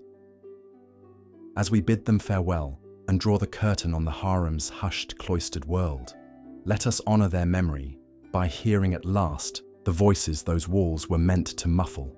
Let us celebrate their triumphs and mourn their tragedies, and in doing so, affirm the worth of the vibrant individual lives the imperial system sought to crush and control. The echoes of those lives still haunt the silent halls and windswept pavilions where these women schemed and struggled and endured.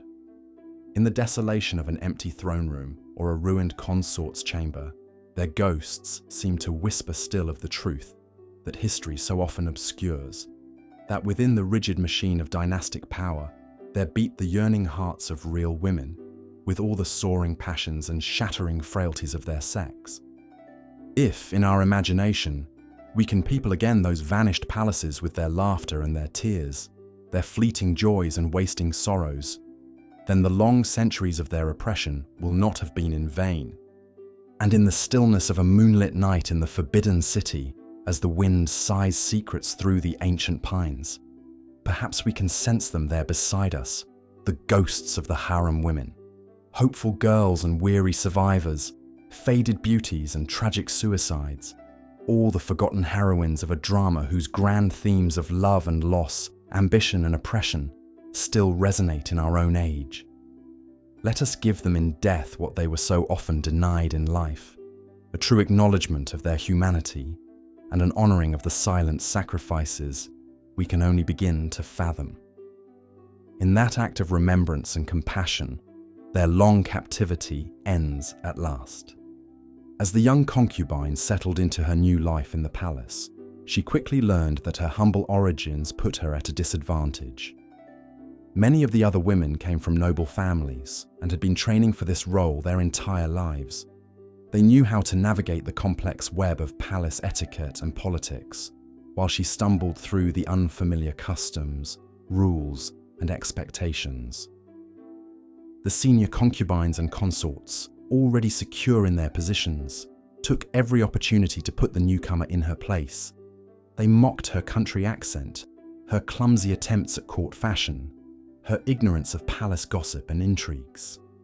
She endured cutting remarks and condescending lectures, biting her tongue lest any impudent response make her situation even worse. There were so many potential landmines in palace interactions.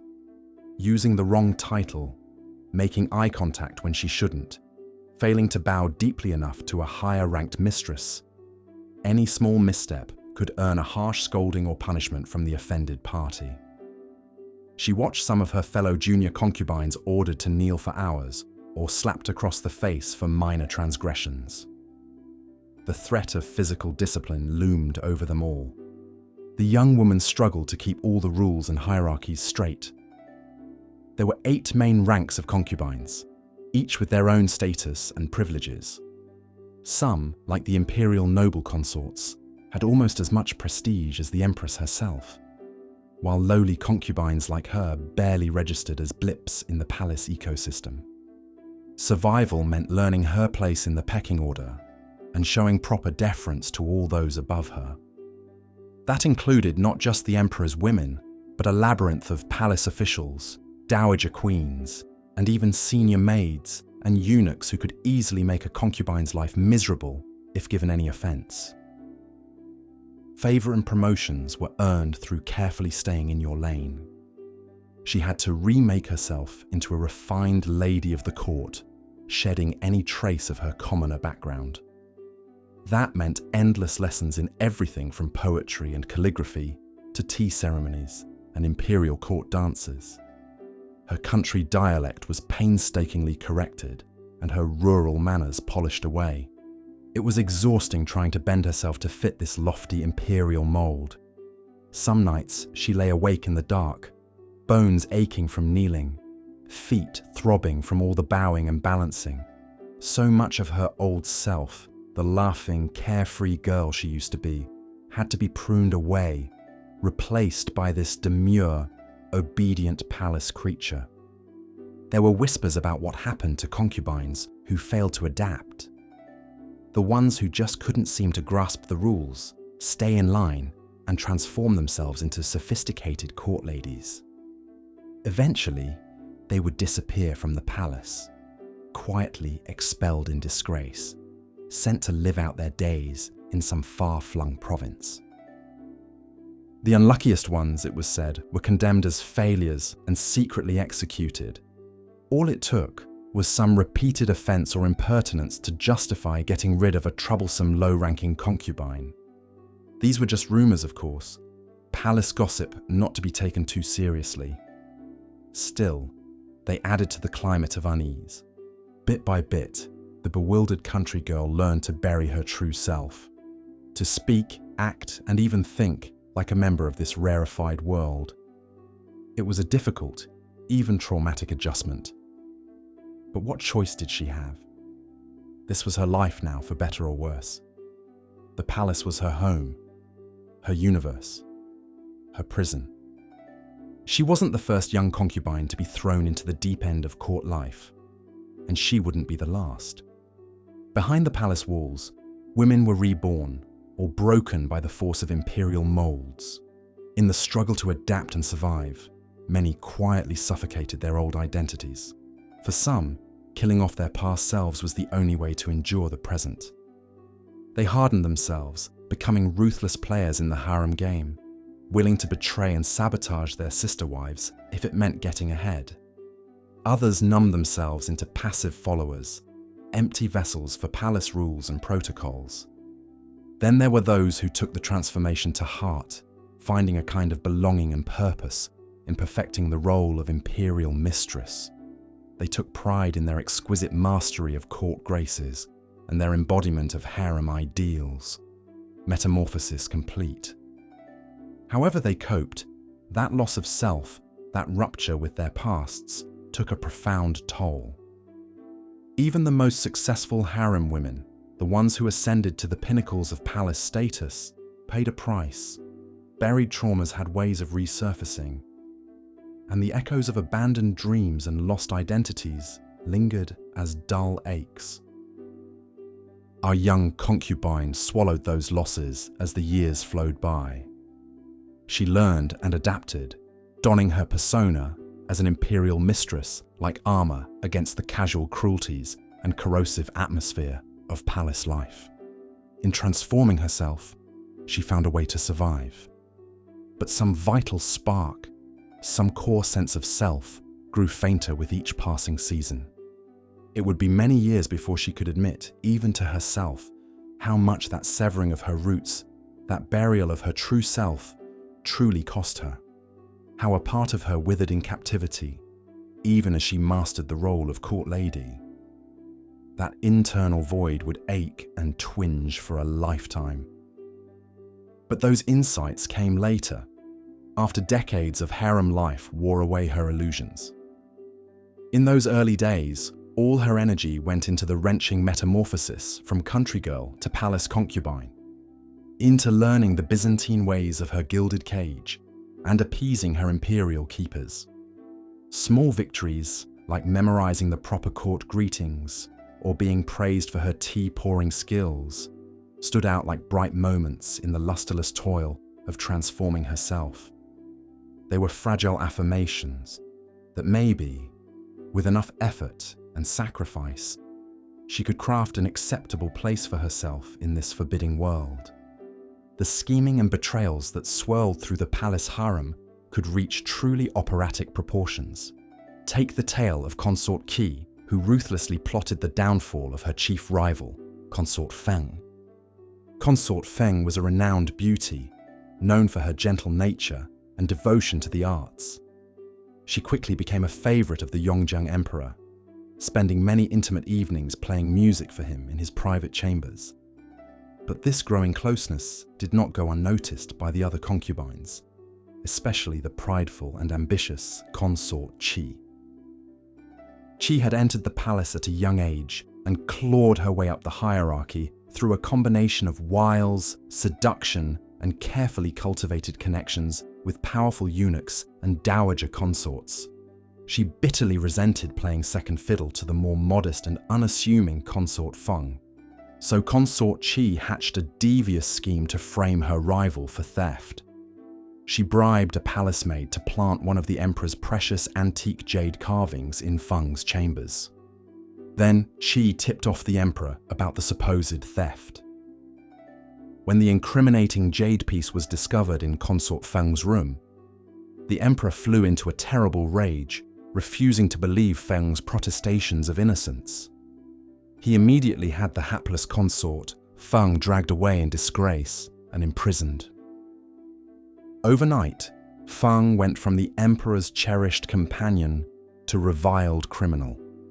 She was demoted to the lowest rank of consort and exiled to a distant wing of the palace, her fine robes and jewels stripped away.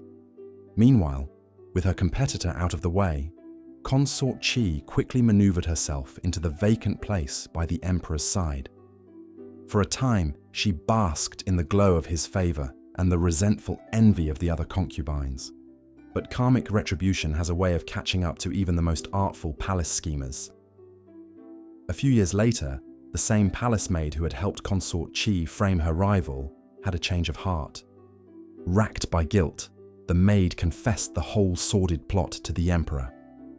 In a poetic reversal of fortunes, it was Consort Qi who now found herself dragged before the furious emperor to answer for her treachery. She was beaten severely and then banished from the palace altogether to live out her days in obscurity and disgrace. As for Consort Feng, she was restored to her former rank and allowed to return to the emperor's good graces. But the scars left by her rival's betrayal never fully healed. According to palace legend, on moonlit nights, the tragic strains of Feng's erhu could sometimes be heard drifting through the palace courtyards, the exquisite melodies tinged with an unmistakable undercurrent of sorrow. Such was the precarious and often poisonous world of the imperial harem, where today's victor could swiftly become tomorrow's vanquished. For even the most favored concubines, power and glory could be fleeting, while resentments festered behind every painted smile. Of course, the greatest ambition a concubine could harbor was to bear the emperor a son. In a world where wives and consorts were ultimately valued for their fertility above all, producing an heir was the one guaranteed path to securing an unassailable position. But the road to motherhood was far from easy for the women of the imperial harem. Becoming pregnant with the emperor's child was an unpredictable affair, subject to the whims of nature and the emperor's fickle attentions. A concubine could enjoy a run of nights in the emperor's bed only to be abruptly displaced when a new beauty caught his eye. For those concubines who did successfully conceive, their trials were only beginning. Childbirth in imperial China was a perilous undertaking, with limited understanding of hygiene and medicine. Too often, a much-awaited infant arrived stillborn, or else a labouring mother succumbed to hemorrhage or childbed fever. Even concubines who safely delivered a robust baby lived in fear that their child might fall sick and die in infancy, as so many did in those times. Until her son grew old enough to thrive and take his rightful place as heir, a royal mother could never rest completely secure. Among the thousands of hopeful young women who entered the palace gates as concubines, vanishingly few ever attained the apogee of bearing the emperor a son who lived to adulthood and one day took the throne himself. For those rare victors, the rewards of power and prestige were beyond imagination. But for the vast majority, the promise of motherhood proved achingly elusive. The melancholy case of Consort Rong is a poignant illustration of the sorrows that could befall even the most promising of imperial mothers. A daughter of a noble Han Chinese family, the lovely and cultured Rong caught the eye of the Qianlong Emperor as a teenage girl. He was so besotted with his new concubine that he lavished her with gifts and had her portrait painted more times than any of his other consorts. Soon, the delighted emperor received the news that his favorite was expecting a child.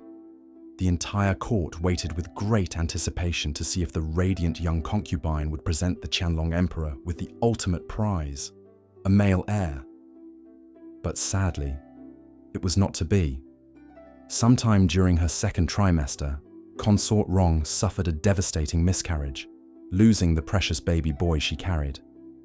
The emperor was grieved by the loss of his child, but he consoled the devastated Rong that they were still young and could try again for another son.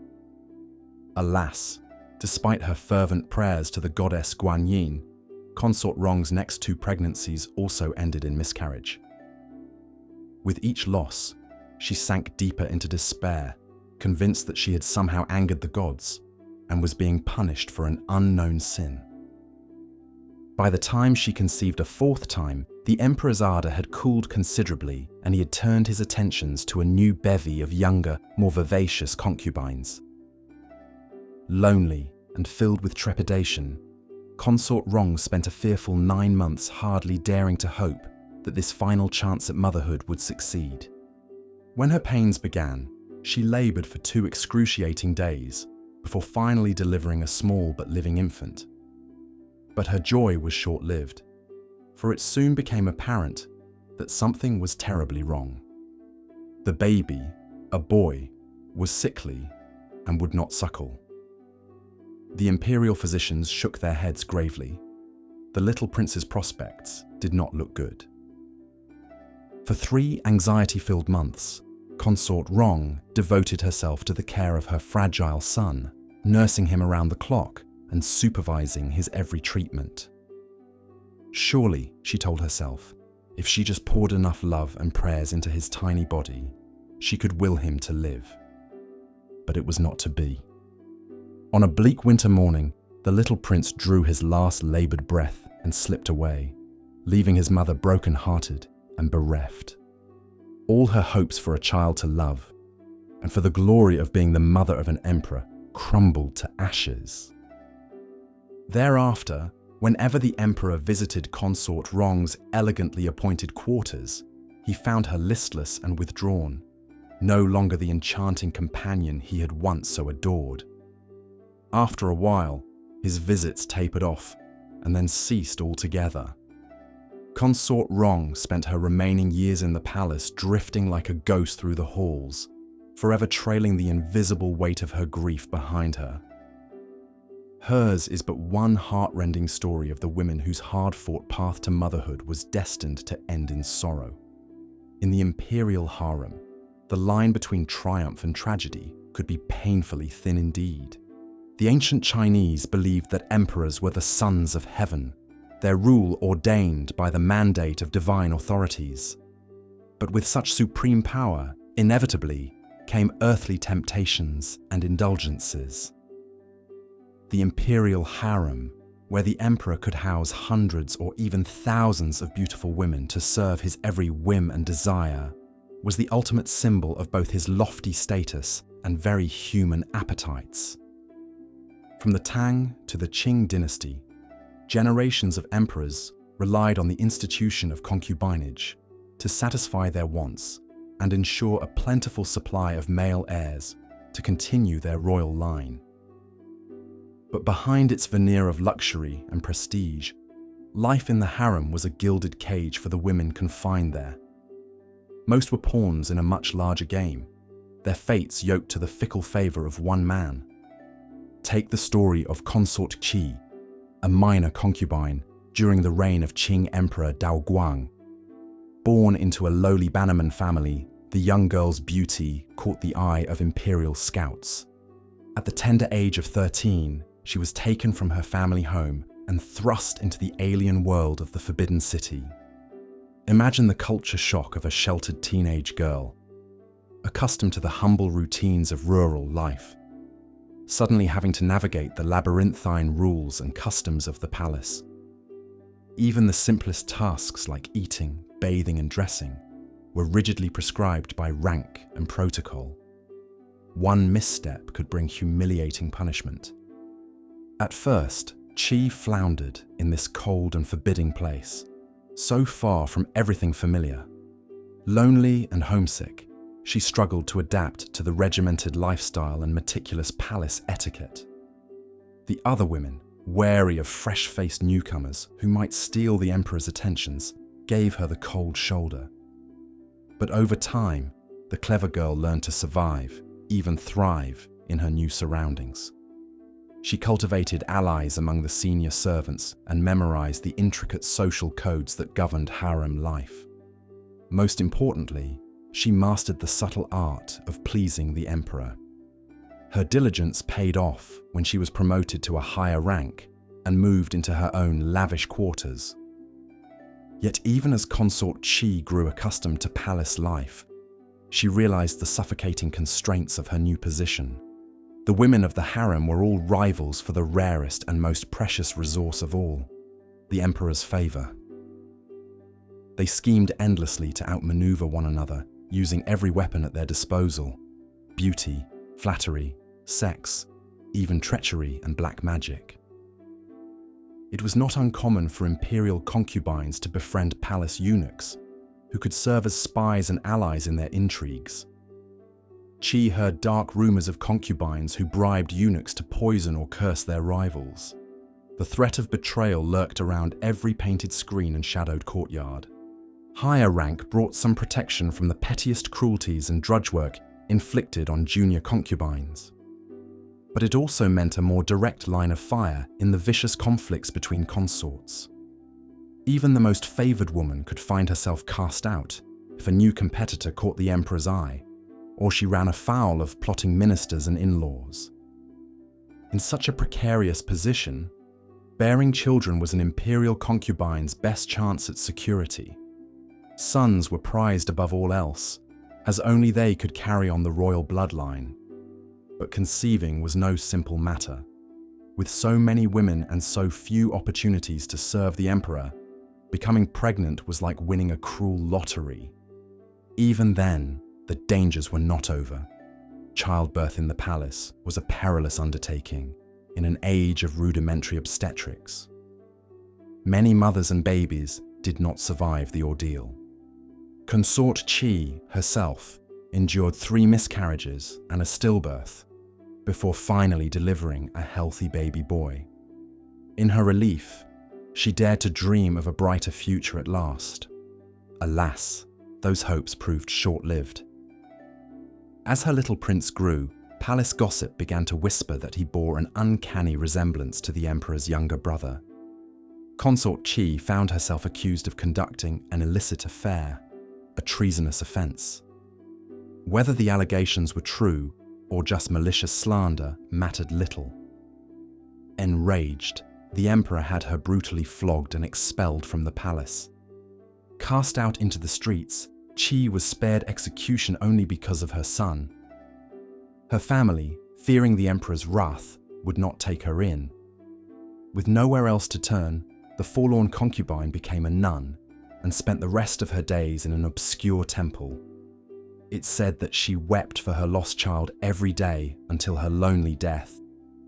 Consort Qi's tragic tale was just one of countless stories of promising young girls whose lives were upended when they entered the emperor's harem. Most did not even attain the fleeting glory she had before her calamitous fall from grace. They lived and died within the high red walls of the Forbidden City, unknown and unremarked by history. The luckiest among them enjoyed some measure of comfort and prestige as favoured concubines. They had sumptuous quarters, fine clothes and food, and small armies of servants to attend to their every need. Some even wielded a measure of influence from behind the scenes. But that influence was always precarious and could vanish in an instant with the emperor's changing affections. More often, life in the palace was monotonous and suffocating, full of elaborate rituals and stifling decorum to while away the long days. Imperial concubines led cloistered existences, rarely allowed to venture beyond the palace gates. They could never marry for love or choose their own fates. Even their families benefited little from their positions, seldom sharing in their newfound status. And in tumultuous times, when rival factions warred for power or dynasties crumbled, concubines could find themselves treated as little more than political currency. Ambitious ministers and generals fought over beautiful consorts like trophies. In the worst upheavals, entire harems could be put to the sword by rebel forces or invading armies. During the Tang dynasty, a period of relative openness and cosmopolitanism, concubines from distant lands like Japan and Korea were brought to the imperial court as goodwill gifts and diplomatic tributes. One such girl was Yang Guifei, a half-Turkish, half-Persian beauty, said to have a face that could eclipse the moon. Guifei swiftly became the emperor's favorite, rising to unparalleled power and prestige. But her foreign origins and decadent influence made her deeply unpopular at court. When a military revolt threatened the capital, enraged officials demanded her head. Heartbroken, the emperor reluctantly ordered his beloved concubine strangled to appease the rebels. Hers was a more dramatic end than most concubines met, but no less tragic. For all their silk and jewels and proximity to power, life as an imperial concubine was little better than that of a bird in a gilded cage, pampered and privileged, but never truly free. Most never found real love, joy, or fulfillment. At best, they were ornaments, pleasant distractions to entertain the emperor. At worst, they were pawns in a ruthless game where they had no agency. In their final years, as their youth and beauty faded, many must have looked back on lives filled with loneliness and regret. What dreams and aspirations had they surrendered when they passed through the palace gates? What might they have experienced and achieved beyond the stifling confines of the harem? Those questions, like so much of their lives, went forever unanswered as they died as quietly as they had lived. The poignant stories of Consort Qi, Yang Guifei, and countless other imperial concubines offer us a glimpse beneath the dazzling veneer of China's royal court. They complicate the conventional image of the palace harem as a sensual paradise and remind us of the human costs of unchecked power and luxury.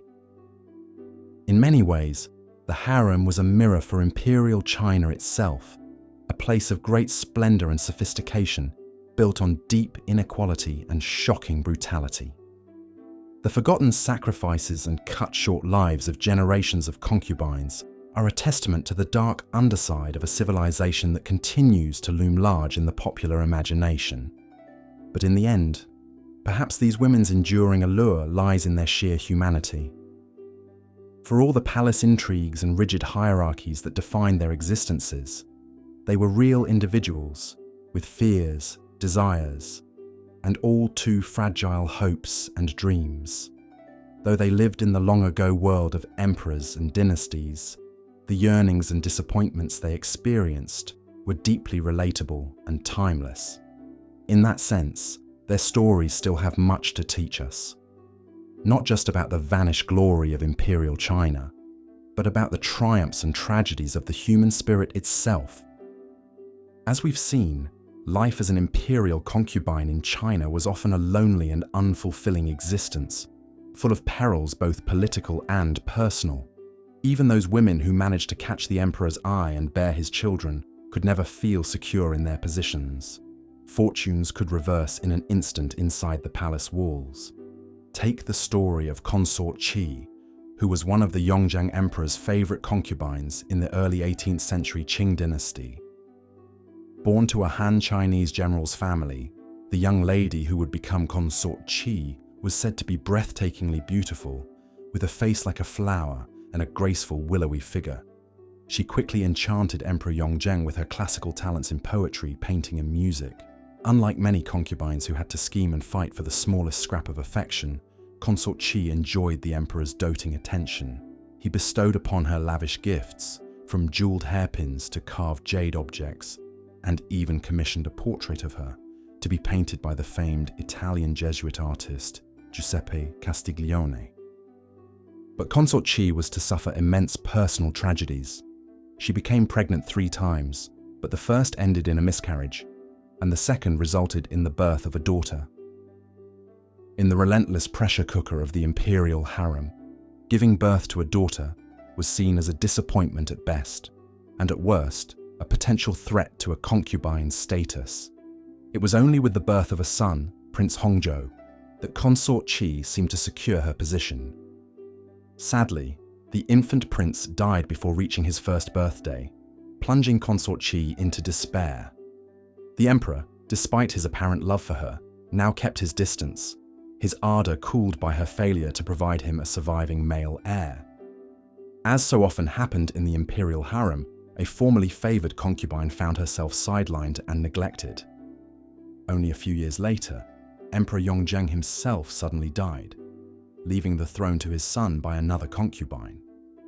In the brutal tradition of palace successions, Consort Qi was cast out by the new emperor, forced to leave the glittering luxury of court for a Buddhist nunnery, where she was to live out the rest of her days. We can only imagine the trauma of being ripped away from the only home she had known for decades, severed from her one remaining daughter, and abandoned by the court that had once exalted her. The story of Consort Qi is just one small thread in the vast tapestry of sorrow that so many generations of imperial concubines experienced. These were women from all walks of life, some born to privilege and others to poverty, but all ultimately shared the same fate of being used as vessels and adornments for the emperor and the dynasty. They were pawns in a much greater game of power, where their individual desires counted for little. And yet, as we drift off to sleep tonight, it's worth remembering that each of these countless concubines was a living, breathing, feeling human being, with her own dreams and dreads, loves and losses. Though they lived their lives behind high Crimson Palace walls, rarely recorded in official histories, the whispers of their stories still reach us centuries later. The midnight intrigues, the valiant struggles to survive in a system stacked against them, their few triumphs and many tribulations, these are all part of the bittersweet hidden history of China's imperial concubines. So the next time you see a TV drama or read a novel romanticizing the lush, steamy world of the imperial harem, spare a thought for the real women who lived and died within it. They were not, for the most part, conniving seductresses or helpless victims, but complex human beings making hard choices within suffocating constraints. In recognizing the harsh realities they endured, we pay tribute to their inner strength and resilience. The institution of concubinage cast a long shadow over Chinese history, one that stretched for thousands of years and over many dynasties. It shaped the lives of countless individuals, from the son of heaven on his dragon throne to the lowest kitchen maid who dreamed of a better future for her daughter. Its influence could even be felt beyond China's borders, in the kingdoms that sent their princess daughters to cement alliances with the emperor. But as the Qing dynasty crumbled in the early 20th century, so too did the system of imperial concubinage that had propped it up for so long. The last emperor of China, Puyi, was forced to expel the remaining palace women when the Japanese invaded in the 1930s. It was an ignominious end to an institution that had once seemed as eternal and unassailable as the Forbidden City itself. In the decades since the fall of the last dynasty, China has undergone wrenching revolutions and mind-boggling transformations. The cloistered, cosseted world of the imperial concubines now seems as distant as a dream, a half-forgotten relic of a past that many would prefer to leave behind. And yet, the stories of these women continue to resonate through time, offering us a window into a world at once alien and achingly familiar.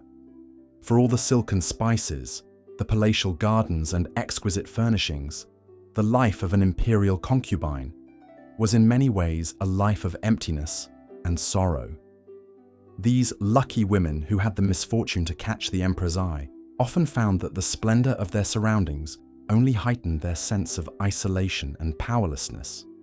They were denied the basic human freedoms: to love, to choose their own fates, to find meaning and purpose beyond the narrowly circumscribed roles assigned to them.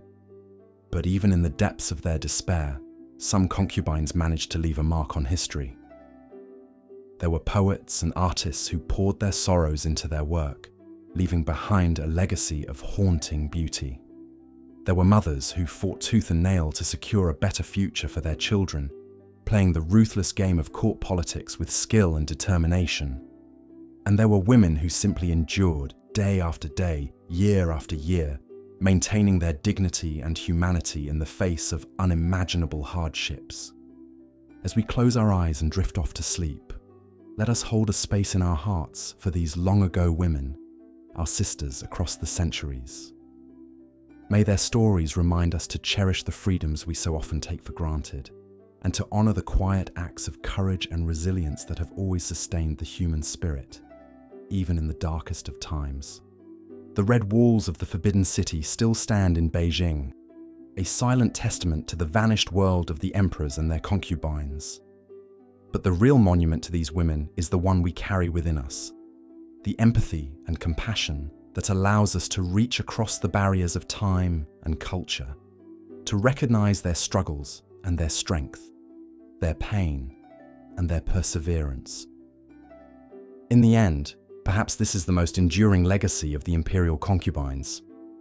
Not the sons they bore or the intrigues they wove, but the way their stories continue to move us, to trouble us, to make us ask the deep questions about power and gender, about the human cost of mighty empires and glittering palaces. They remind us that beneath the sweeping currents of history, there have always been individual lives, individual loves and losses, individual triumphs and tragedies. And as we surrender to sleep's embrace, we carry a piece of their stories with us, woven now into the fabric of our own dreams. May we dream of a world where no woman is ever again trapped in a gilded cage, where no human being is ever again reduced to a pawn in someone else's game, may we dream of a world where every person, regardless of birth or circumstance, has the freedom to write their own story, to pursue their own path to happiness and fulfillment. This is the world that the Imperial concubines, in their own small way, help to dream into being through their struggles and their sacrifices. It's a dream that remains unfinished, a work in progress that we are all called to carry forward. But as we do so, let us remember the women who came before us, the ones who endured so much in the hidden corners of history. Let their memory be a blessing and a guidepost, a reminder of how far we've come and how far we still have to go. And let their stories whisper to us as we slip into sleep's gentle darkness, like the ghost of a long-ago lullaby, half remembered and half imagined, echoing softly through the ages. The life of an imperial concubine in China was often marked by intense loneliness, despite being surrounded by the hundreds or even thousands of people who inhabited the palace. For most concubines, contact with the emperor was sporadic at best. Weeks, months, or even years could pass without being summoned to his bedchamber. The vast majority never attained the status of a favored consort or the mother of the emperor's children. Instead, they lived out their days in the stultifying tedium and stifling seclusion of the harem. Days were filled with little to occupy the concubine's time or talents. As women of the palace, they were barred from outside society. There was needlework to be done, instruments to be practiced, and poetry and calligraphy to perfect. But without the stimulation and variety of the wider world, the palace became a gilded cage of crushing boredom for many concubines. Friendships with other palace women might be cultivated, but the cutthroat competition for status meant that true connection was rare and risky. Any confidant could later become a bitter rival. Most crushing of all was the lack of genuine bonds of family and affection. Relationships with family and hometown friends were severed when a young woman entered the palace, often never to be seen again. Any children she bore the emperor would be raised by nannies and tutors, with the mother's role only occasional and distant. Most concubines never had the chance to experience romantic love, as their only sanctioned outlet was an emperor they barely saw and who had hundreds of other women to choose from. Even the rare concubine who gained the emperor's special favor could lose it as quickly as she had won it. The story of Consort Qi, a concubine during the reign of the Qianlong emperor, poignantly illustrates the loneliness and sorrow that were so often the lot of these trapped palace women. As a young girl from a scholar-official family fallen on hard times, Qi was selected for the imperial harem for her intelligence and musical talents, as well as her beauty. She quickly became known in the palace for her skill on the guzheng, or Chinese zither. Her music so captivated the emperor that she rose to become one of his favored consorts. But Consort Qi's charmed life was not to last. Court politics and harem rivalries were a constant peril. She found herself demoted and out of favor after offending the emperor's higher-ranked empress. Worse still, despite her many years in the emperor's good graces, she had never been able to give him a son.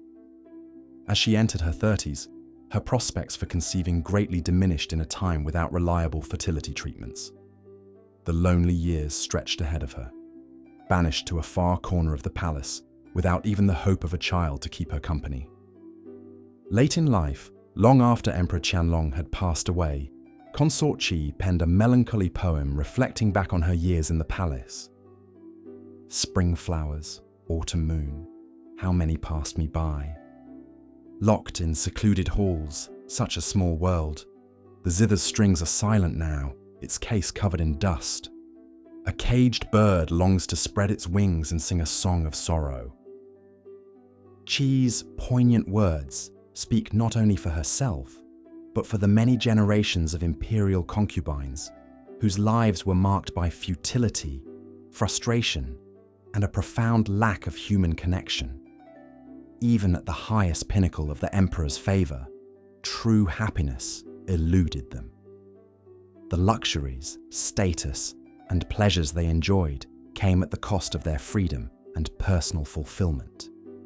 In the stifling world of the palace, even the most feted beauty was ultimately no more than a bird in a gilded cage. So it was for Wu Rong, a concubine of the 12th century Emperor Gaozong of Song. A renowned poet and painter, Wu caught the emperor's eye with her refinement and soon became his cherished companion. For a few golden years, she basked in his adoration, with her every poem and painting lavishly praised. But Wu had the misfortune to become entangled in the vicious power struggle between the emperor and his chancellor, Qin Hui. Falsely accused of using sorcery to bewitch the emperor, the hapless concubine was demoted, expelled from court, and imprisoned. She was only 26. Wu Rong would languish for 2 decades in captivity, her youth and beauty fading within the walls of her confinement. It was an abrupt fall from the dizzying heights of imperial favor into the depths of obscurity and isolation. Even after she was finally released, an embittered Wu chose to live as a hermit rather than return to society. The wounds inflicted by the palace ran too deep. As she wrote in one haunting poem, "Recalling the splendors of those vanished days, the memory seems like a spring dream that will not stay. That glittering world held only fleeting joys. In the end, this floating life is nothing but void." Wu Rong's tragic tale underscores the capriciousness of fate that stalked even the most exalted imperial consorts. The same palace that had raised her up so high ultimately dashed her back down without mercy. For a flickering moment, she had the love of the most powerful man in China. But in the end, like so many ill-starred concubines before and after her, Wu was only a powerless pawn, to be used and discarded at the whims of men and the machinations of the court. The theme that runs through the lives of women like Consort Qi and Wu Rong is one of yearning for a fuller life beyond the stifling confines of the palace, for lasting bonds of love and family, for a sense of autonomy and control over their own destinies. But for most concubines, these basic human needs remained painfully unfulfilled. The lucky few who found some measure of status, stability, or self-actualization were the exceptions to the rule. More typical was the plight of the fragrant concubine, a title bestowed on a woman named Xiang Fei, who entered the Qing court in the 1760s. Of Uyghur Muslim background from the western borderlands, she was presented as a tribute gift to the Qianlong Emperor by a regional ruler. Renamed Fragrant for the pleasing scent said to emanate from her body, she soon became the aging emperor's favorite, doted upon for her fresh beauty and innocent charm. But the fragrant concubine's hold on Qianlong's affections made her a target for the ruthless Empress Dowager. Xiang Fei was tormented, beaten, and eventually murdered on the orders of the envious empress. The emperor buried his beloved concubine in a lavish tomb, but could not even publicly mourn her, constrained by the rigid rules that governed imperial propriety and his duty to the senior empress. The fragrant concubine's bleak end shows how even the most favoured consorts were ultimately expendable within the brutal calculus of harem politics. As a naive girl from the provinces thrust into the snake pit of the palace, she never stood a chance. In the end, she was seen by the court not as a person, but as an exotic plaything whose novelty value had expired. This objectification and commodification of women was the common thread that ran through the experience of imperial concubines, from the lowest maids to the highest consorts. They were viewed as adornments and assets to be collected and discarded at will, rather than as individuals with minds and hearts of their own. This fundamental lack of personhood meant that for all their fineries and luxuries, concubines remained trapped in a silken prison, powerless to determine the course of their own lives. The poignant stories of Consort Qi, Wu Rong, the fragrant concubine, and so many others lost to history shine a light into the shadows of the imperial palace, illuminating the human struggles that played out behind its forbidding walls. For all their proximity to the apex of power and wealth, the vast majority of concubines remained pitiable in their utter lack of real agency or fulfillment. They could only watch mutely from behind the silk screen as the great game of empire played out, forever on the outside looking in. In the end, the loneliness, frustration, and quiet desperation that marked the lives of generations of imperial concubines should make us question the dazzling surface glamour of their rarefied world. Behind the exquisite silks, glittering jewels, and sumptuous surroundings lay a much darker reality of exploitation, isolation, and the crushing of the human spirit. As highly prized commodities in a system designed to serve the needs of men and the dynasty, concubines were ultimately as disposable as they were alluring. Long after China's last dynasty fell and the institution of the imperial harem faded into history, the melancholy echoes of these women's stifled hopes and wasted potential continue to haunt us down through the ages. In recognizing the profoundly circumscribed existences they endured, we restore to them some measure of the dignity and personhood they were so often denied in life. The quiet tragedies of the women of the palace may have been buried by history, but they need not be forgotten. Though gone, their long-ago longings still speak to us across the vast gulf of years, a poignant reminder of the indomitable human yearning for a life of purpose, connection, and meaning. As we've seen, even those concubines who managed to catch the emperor's eye and bear his children were still vulnerable to the ever-shifting winds of palace politics. The story of Consort Qi, a low-born woman who rose to become one of the most favored consorts of the Jiajing emperor in the 16th century, is a poignant example of how precarious a concubine's position could be. Born into a poor family, the young Consort Qi caught the emperor's attention with her beauty and quick wit. She soon found herself elevated to the rank of noble consort, showered with gifts and privileges. For a time, it seemed she could do no wrong in the emperor's eyes. She bore him a son, cementing her status, and the future looked bright. But palace intrigue is ever present, and Consort Qi had made enemies during her meteoric rise. The emperor's first wife, Empress Zhang, resented the newcomer who had stolen her husband's affections. When the empress's father, a powerful official, fell out of political favor, Empress Zhang seized the opportunity to exact revenge on her rival. Whispers began to reach the emperor's ears, rumors that Consort Qi was growing arrogant, putting on airs unbefitting her humble origins. Petty faults were exaggerated into grave transgressions. The emperor, growing older and more paranoid, began to doubt the woman he had once cherished. In a palace coup, Empress Zhang and her allies moved against Consort Qi.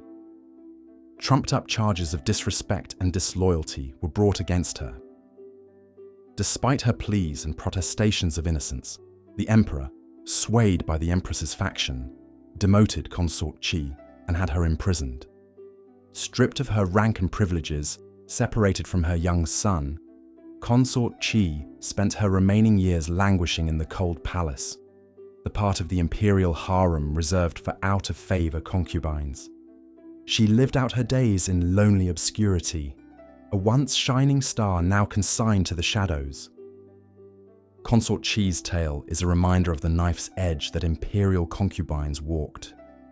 One moment a woman could bask in the glow of the emperor's adoration. The next, she could find herself cast aside. All her glories turned to ashes. The game of palace politics was a treacherous one, and even the winners could quickly become the losers. In our final story, we turn to the turbulent years of the late Ming dynasty in the 17th century. As rebel forces closed in on the capital and the imperial court descended into chaos, the palace concubines found themselves tragically caught up in events beyond their control. The Chongzhen emperor, the last ruler of the Ming, was a paranoid and erratic figure. As his grip on power crumbled and his enemies approached the gates, he lashed out at those around him, seeing conspiracies and treachery on all sides. In a fit of desperation and madness, the emperor ordered the mass suicide of the palace concubines, convinced they would otherwise fall into the hands of the invading rebels. The women, most of them no more than powerless pawns in the game of dynasties, had no choice but to comply. On the night of April 25th, 1644, the concubines dressed in their finest robes and jewelry for the last time. In a grim ceremony, they drank poison from small silver cups, their lifeless bodies arrayed around the imperial chambers.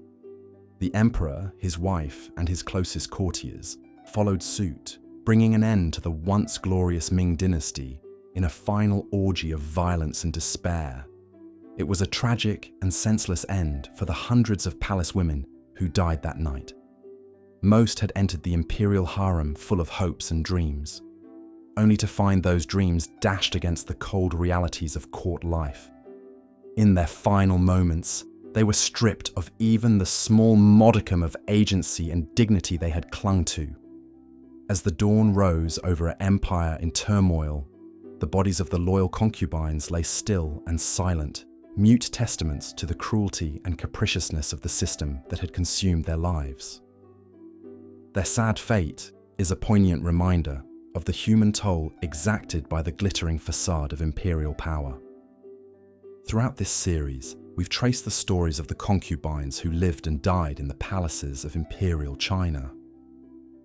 Though they came from different backgrounds and met various ends, their experiences speak to the common themes of powerlessness, loneliness, and thwarted hopes that defined so many of their lives. For all the romantic myths and literary fantasies surrounding the imperial harem, the reality for most concubines was a far cry from the beguiling tales of passion and intrigue. Beneath the sumptuous robes and glittering jewels lay a world of cutthroat rivalry, precarious fortunes, and stifling restrictions.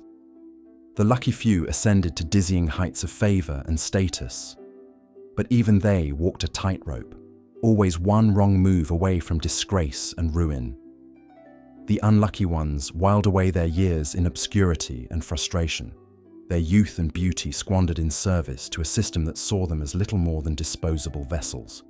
In the end, the institution of concubinage in imperial China was a mirror for the society that created it, a world of rigid hierarchies, capricious power, and glaring inequities between men and women. The stories of the concubines, at once fascinating and heartbreaking, offer us a glimpse into this vanished world and a poignant reminder of the human costs of unchecked power and privilege. As we close out this series, I hope these tales of the women who lived and loved and suffered in the imperial palaces have shed some light on a little explored corner of history. Their voices echo through the centuries, inviting us to pause and reflect on their struggles, their triumphs, and their tragic fates. If you've enjoyed this journey through the annals of the imperial harem, I encourage you to like, subscribe, and share this series with others who might find it enlightening. There are so many more stories waiting to be told, so many more secrets of history to uncover. But for now, let us bid a fond farewell to the concubines of ages past, and let their memories linger with us like the fading notes of an ancient melody.